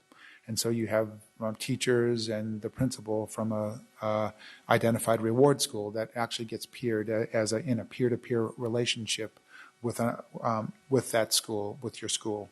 And they then help to work with you because, again, they have been paired with you because they have performed and they have achieved success with very similar groups of students as your students in your own school. And they help them undergo this needs assessment, very, again, aligned with our school quality review. And they help them construct their improvement plan. And then they work with them and help to coach and to monitor them and to give them, again, good peer support.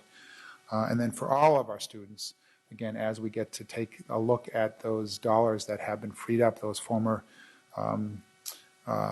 SES dollars or supplemental educational service dollars, those dollars will be available in terms of more effective interventions and supports for students in our Title I schools that have been struggling, and with an emphasis on expanded learning opportunities, at least initially. Next slide, please. So this shows you some of the timelines and some of the things that we are doing in terms of our principle number 2. A lot of work, has been done, a lot of initial planning. And now we're going out and beginning that process of engaging and working with our school sites and others, identifying schools based upon current available data and putting our schools into various categories, core reward, core focus, and core priority, and then beginning to look at the potential matching process to identify these communities of practice, these networks, realigning our current existing networks, and looking at matching a reward school with a priority school. Next slide, please. Shows you again a little more of the timeline. That process of beginning the matching is occurring right now, looking and gathering data on current surveys that are being administered, and how do we make some improvements and changes. Beginning to look at our social emotional work, and can we identify some indicators there, particularly in the area of self-management and mindset, and then with a full implementation of these by 2015-16 and beyond. A big part of building the school quality performance index, or what we're calling here in Sacramento our guide to success, is taking an initial design scenario that has been put together by a group of stakeholders from within the district, and now taking it out into the community and engaging our various stakeholders in these various different models. And the process that we're using, it's a new process for stakeholder engagement, but it's designed to really, by the end of this process, which is beginning this month and will conclude, we're anticipating in December, we hope to engage over 2,000 stakeholders in this process, and it's outlined here.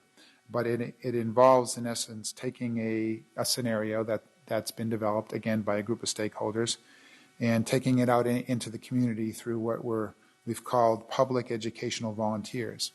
And these folks come in and they take the scenario, and then they go out and they engage.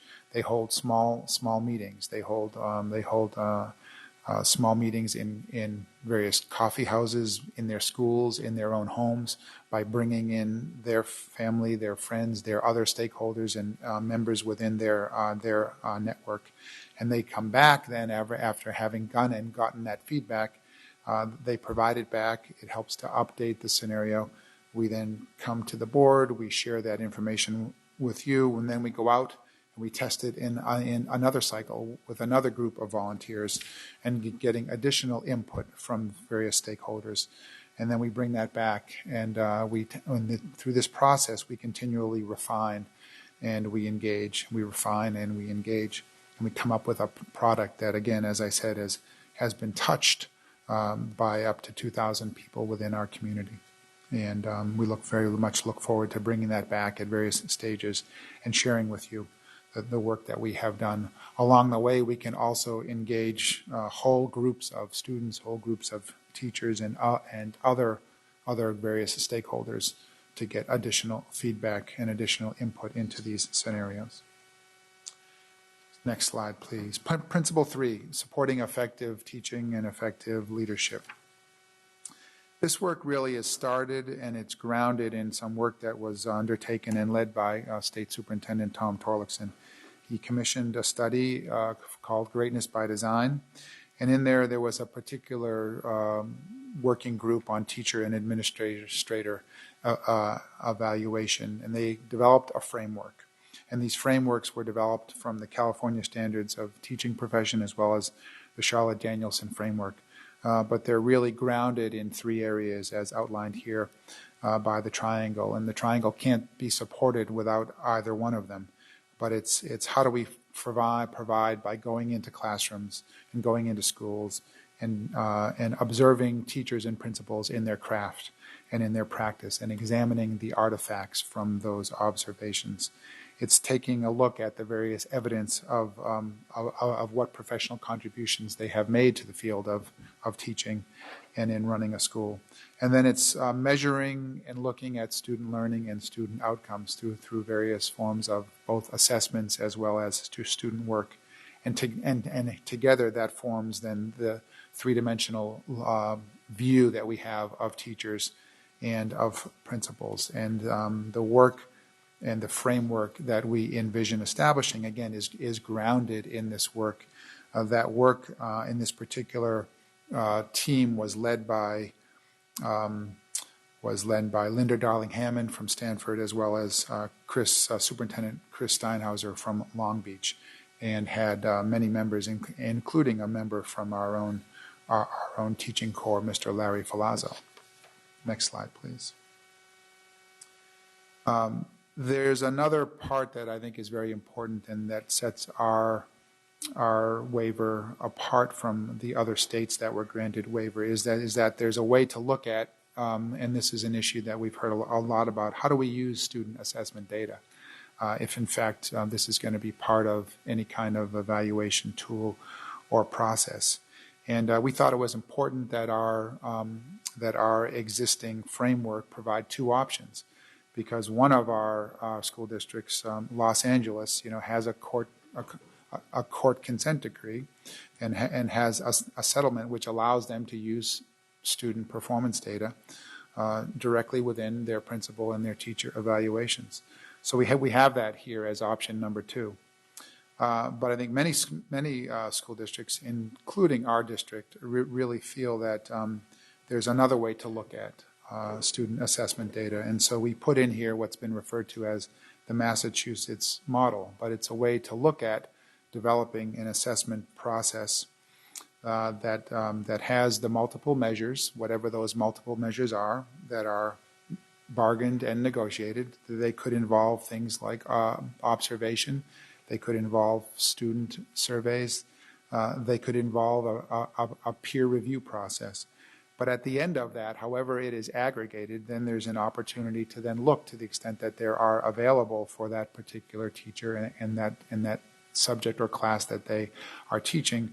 Is there assessment data available? And if there is, let's do a comparison. Let's look and see how does our evaluation with the multiple measures stack up to vis-a-vis this performance data to the extent that we have it. And is there a good correlation? Do they seem to be aligned? And if they're not, why is that? Could it be that our process needs to be tightened and needs to be better aligned? School districts have the option to choose.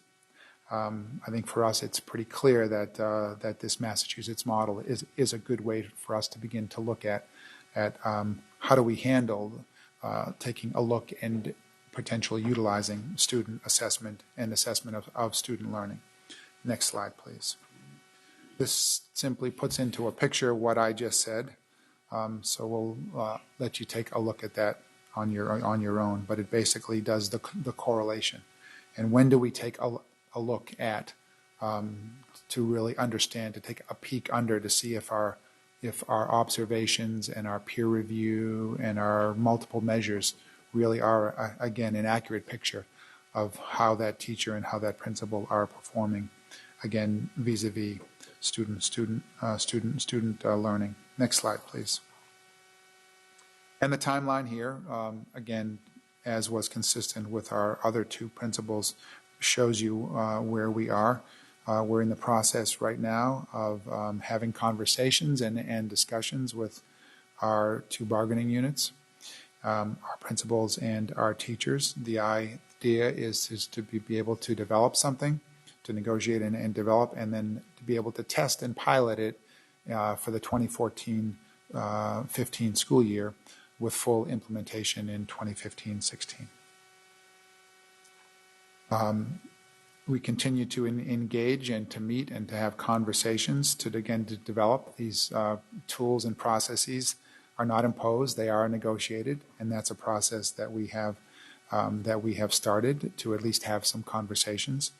We're working right now on having conversations with SCTA about expanding and building on our current evaluation system, and that involves putting in and building and piloting a peer assistance and review program, a program that has been supported and funded in this year's school budget. And we'll continue to move forward having conversations and communications with them as this work moves forward. And here are some of the next steps in terms of taking our draft implementation plan. We're in a peer process right now, sharing our work with Sanger Unified, and Sanger Unified has shared theirs with ours. And again, as an opportunity for us to work together collaboratively to review each other's plans and to comment on those plans. And then we submit those, and those go into Washington later in October. Again, lots of engagement with our stakeholders that must continue, and we'll continue to come back and provide updated information to the community, as well as keeping our website up to date as well. And now and I do say we collectively because my voice is waning, we'll take your questions. Thank you. Thank you. We have Vice President Kennedy. So I guess in a big picture is that The waiver was kind of a framework and an outline, but the devil's in the details. There's still a whole lot to be worked out as far as the implementation of the plan. Is that right? Yes. So, a lot of this stuff is still very fluid. And so stakeholders will have an opportunity, and through the PEVs, and which I think is a really cool idea, the stakeholder engagement plan that you outlined. But there's still a lot of opportunity. The 400-pound gorilla that's always in the room is the evaluation piece. There is still quite a bit of time for all of the stakeholders who are affected by the evaluation to be a part of designing that. Is that right? Well, in fact, it's just begun. Right. That's right. Yeah, the actual building it, designing it, that process is just starting, and that process it requires to have lots of engagement that goes way beyond just information, but actually sitting together, working together, and building together, and that is happening. And the implementation plans that go forward, it's not going to be a one size fits all for all the districts. They're still, I think, from what I'm seeing, aren't they still very customized per district? Every one of them is different. That's right. Thank you. We have Vice President Wu. Thank you, President Cuneo. Thank you, Superintendent. And I was just, in looking at the stakeholder engagement portion, particularly the part where we're going to have parent guides, I just wanted to remind the superintendent and staff that, we have many different language speakers in our district, so I want to make sure that they will be included in whatever guides that we prepare, and not just keep it in English. Thank you. Thank you. I just have some questions in regard to the presentation. Obviously, I'm in favor of the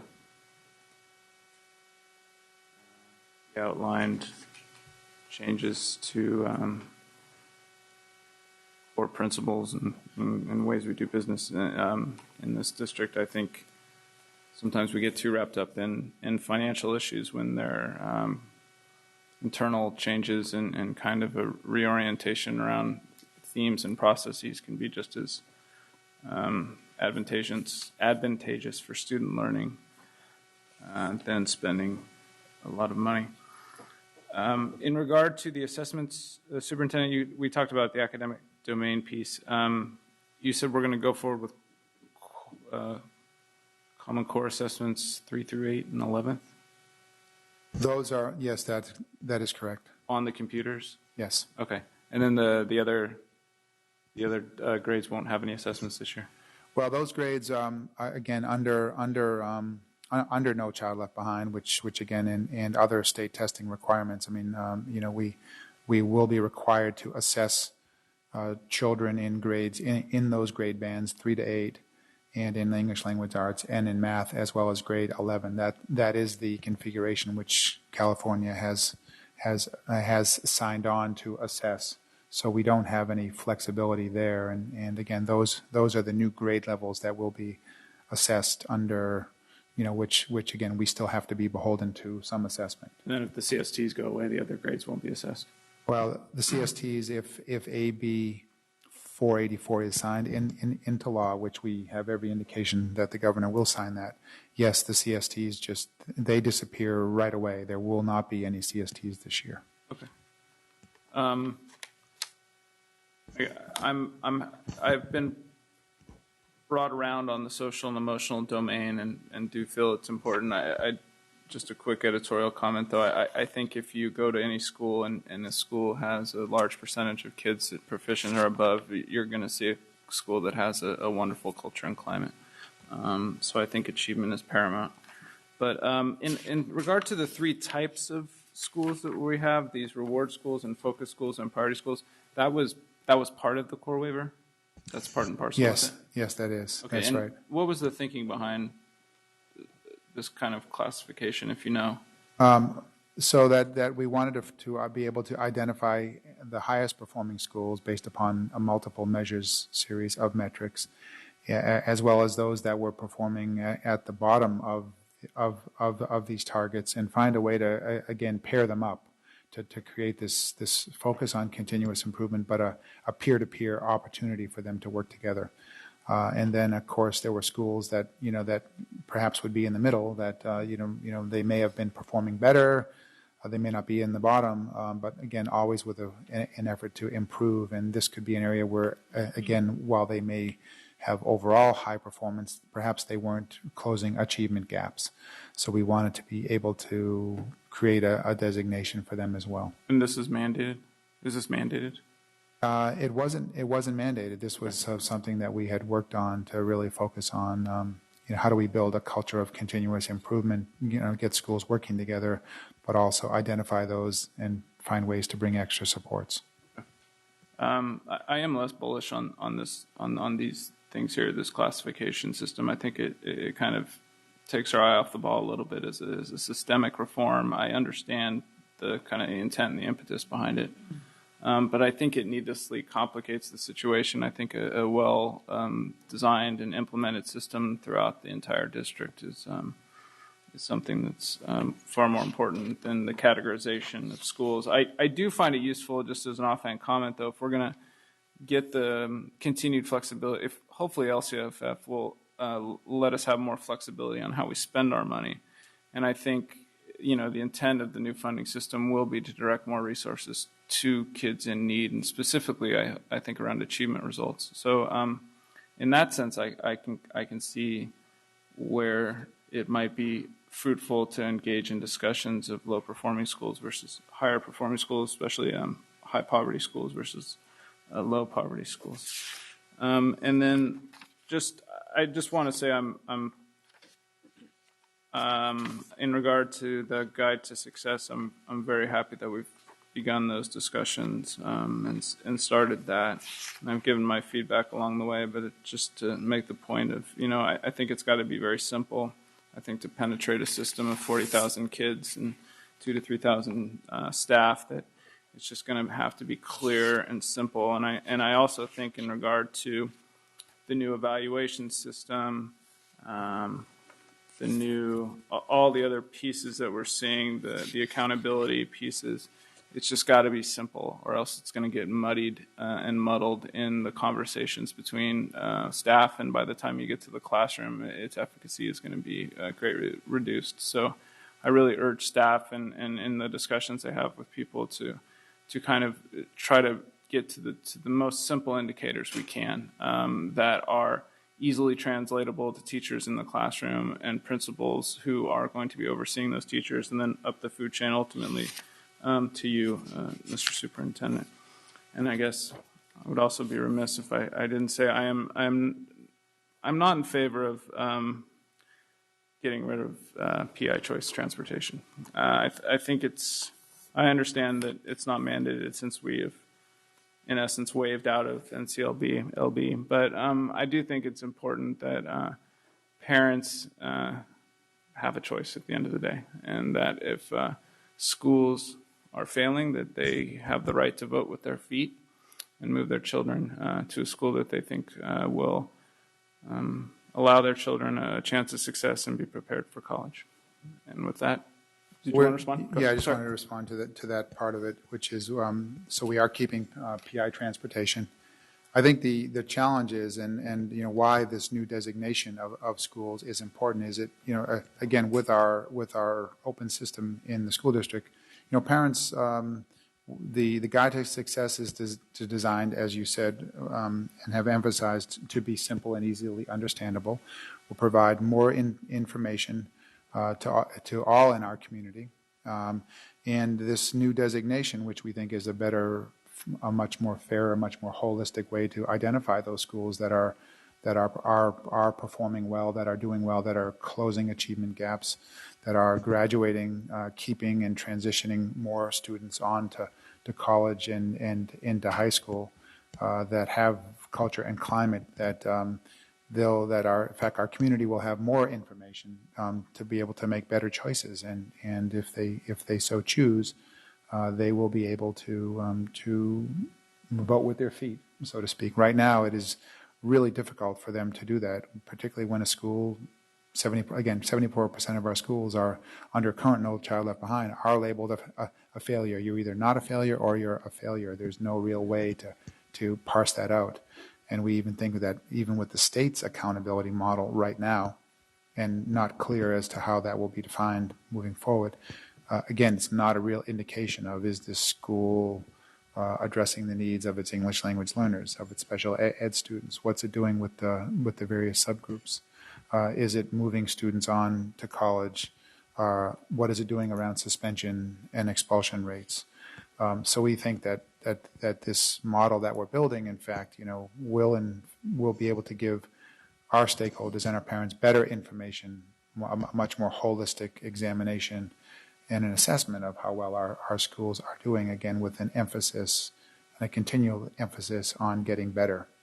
Clearly, the model of reform and improvement under No Child Left Behind hasn't resulted in schools really getting better. We know we've had to go in many ways around it. It's been very prescriptive and not effective, and so we think this new way will in the end be much more about improvement and choice. And I do appreciate those comments, and I agree wholeheartedly with everything you said, and that's why although I might quibble with some of the particulars, I'm very much in agreement with this direction for the school district. I think there's a real opportunity at this point with Guide to Success, with the core waiver, with LCFF, that it can really change a lot of the way we do business here for the betterment of students in the classroom. And that's why I think there's just a real opportunity over the next couple of years to really cement this district in a new direction.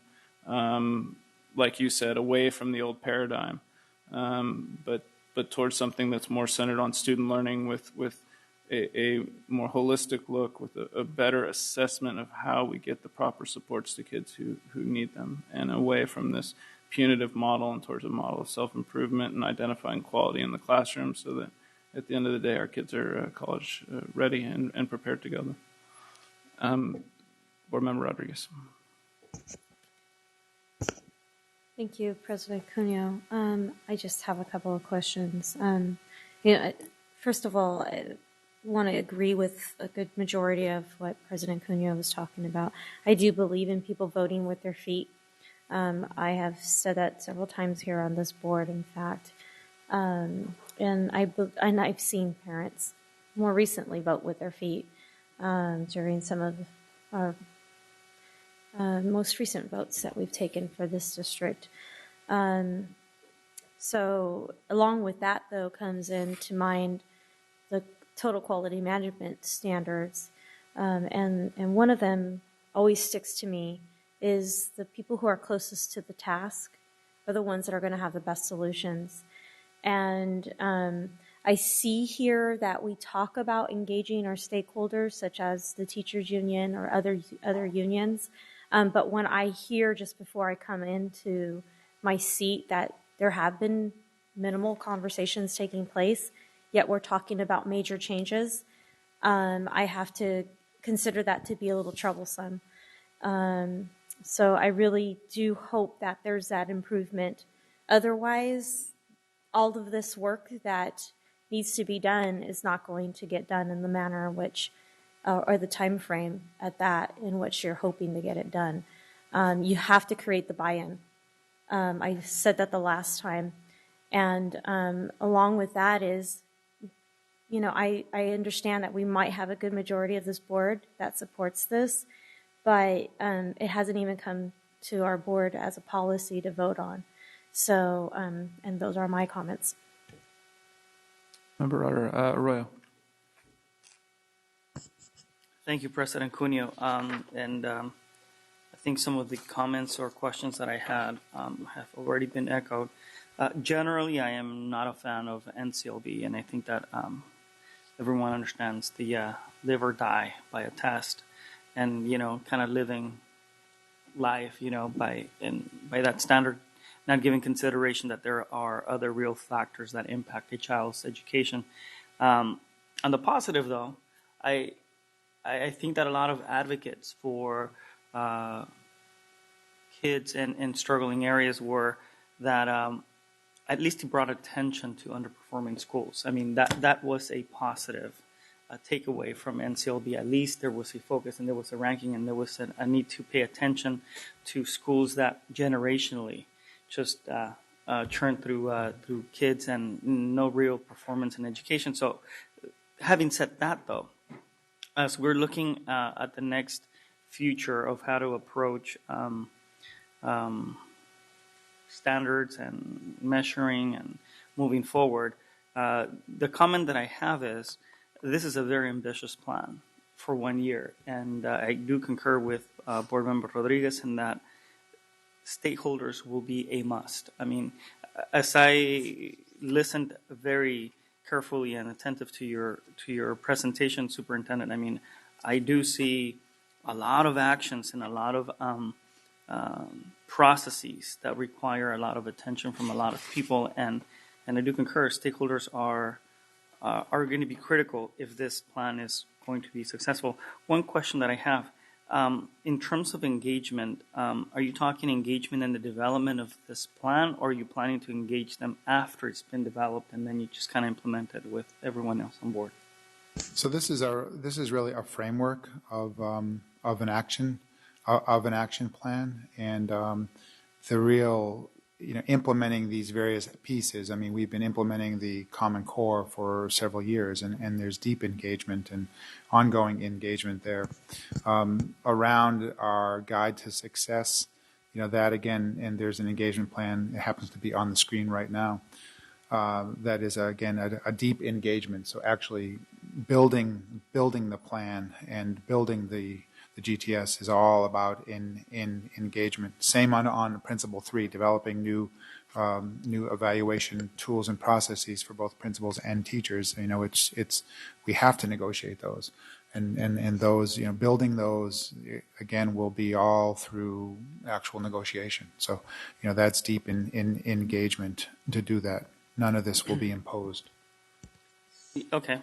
But as far as this framework, as it's being developed, I mean, who else is chiming in within the list of stakeholders that you have listed here?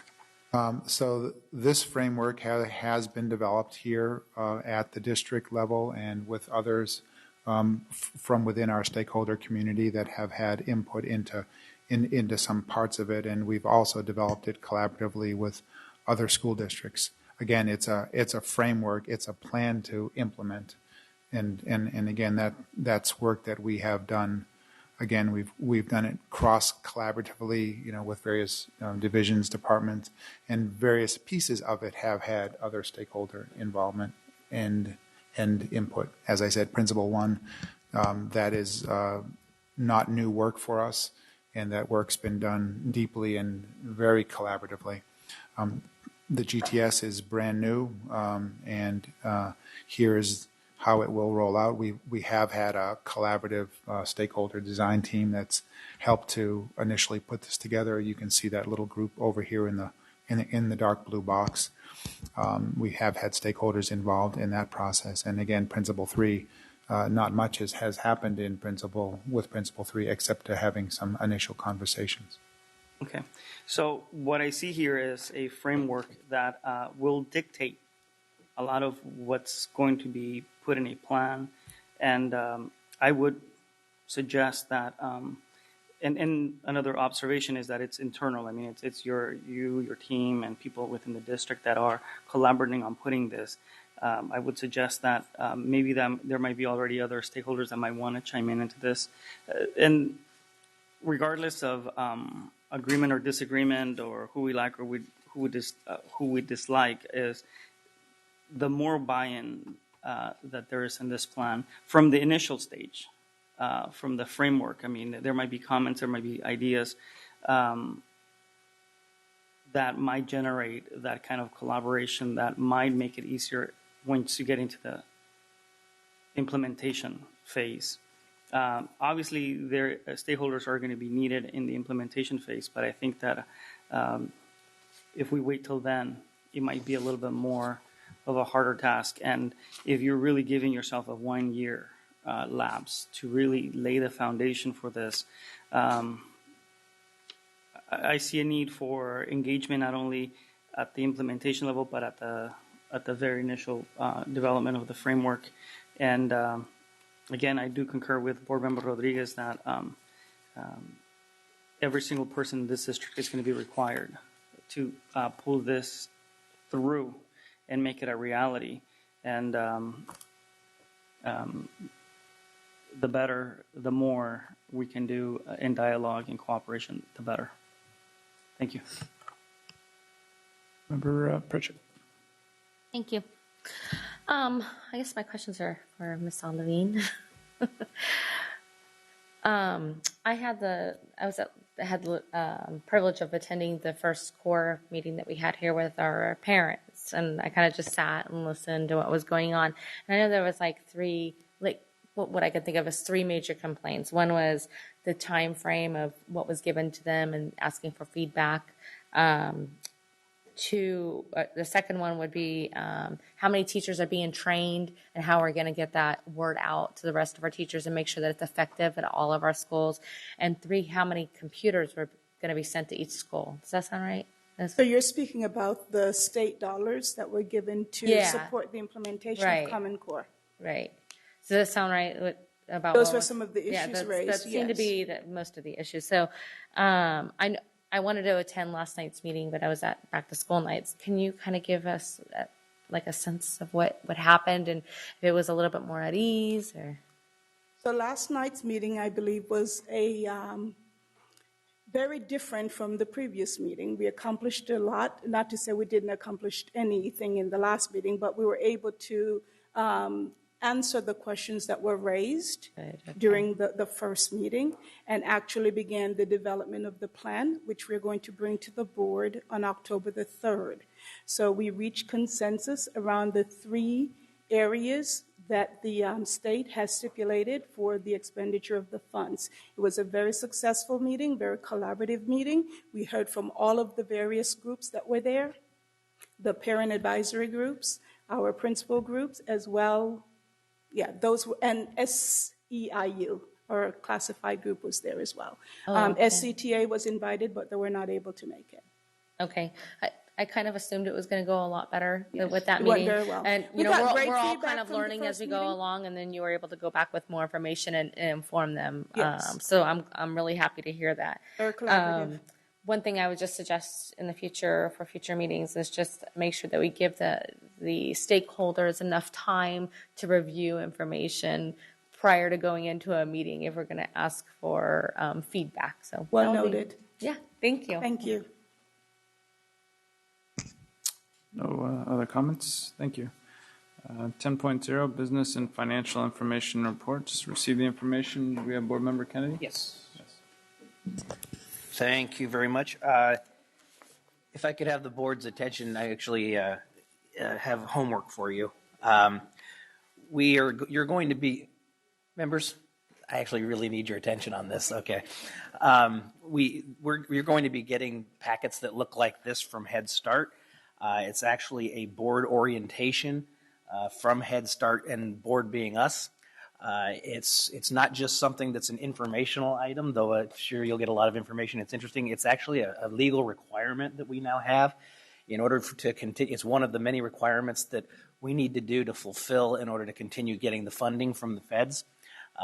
There's a document that will be in there that actually has something for you to fill out and sign that says that you've done it. It's a federal requirement, so we really need everybody to take a look at the documents. There's a DVD in here. Take a look at it and then sign it and get it to Gail as soon as you could. That would be great. By when? They're getting prepared tomorrow. Is that right? Dr. Roundtree? Yes, I will actually go to Setter and pick up the rest of the packets. Is there a deadline you need us to do this by? It is preferable that the viewing of the DVD will be done at least by the end of October, the latest. And it's about 20 minutes or so in length. Will these be getting sent to our houses or delivered, or how do we get these? Whatever the board's pleasure is. Go ahead. You could put mine in U.S. mail. Right, so should we be mailing Yeah, we have time if we get them in the mail soon. We have time to do that. and send it to each person's home? That'd be great. Yes, we will do that.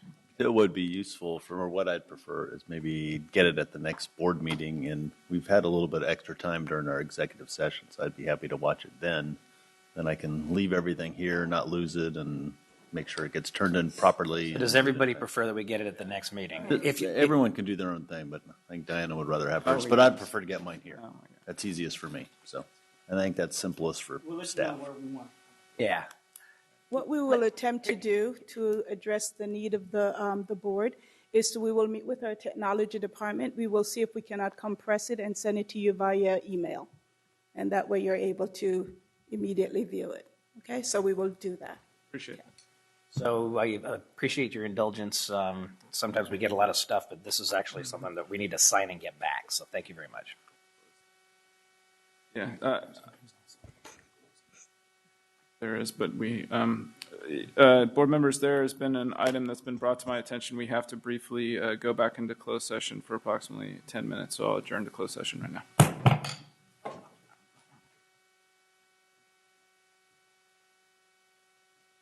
We can't adjourn yet.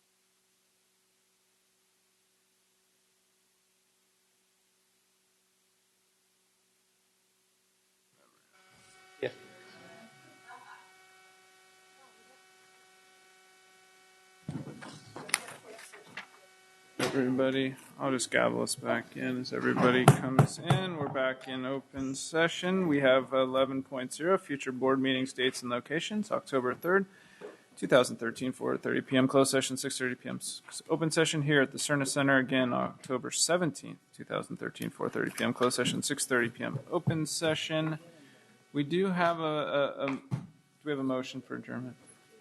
I'd like to motion to adjourn this meeting. We have a motion to adjourn by student member Kovalchuk and a second by member Arroyo. But we do have we are going to adjourn tonight in the memory of Ada Ann Daughtery. On September 7, 2013, Ada Ann Daughtery passed away from this life as she lived with faith, hope, and love. Ada Ann was a woman of high integrity and loved and admired by all she came in contact with. Ada Ann retired from teaching at the age of 81 after 34 years of service as a teacher at Camellia Basic School. She taught up to 3 generations of families at the school and gave each of her students the belief that they could achieve and be anything they set their hearts to do. She had a true passion for helping her students and their community. She will be missed by family, friends, and former students who will never forget her support and spirit. Yes, Member Rodriguez. I knew Ada Ann. She was one of the first teachers that I met when my middle child went to enroll at Camellia Basic, and so I'm deeply saddened by the news. So may her soul rest in peace, and I know that she was an attendee of St. Francis High School, one of the first graduates of St. Francis All-Girls High School, and she also, I think at the end of her days, she returned to the convent to live amongst her sisters. So again, if I can request like 30 seconds of silence in her honor. Thank you.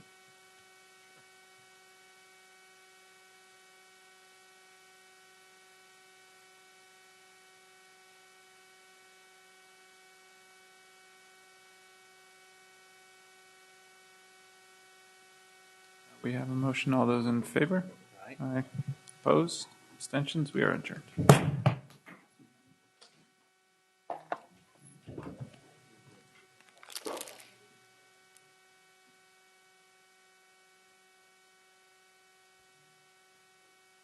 Good night. Good night.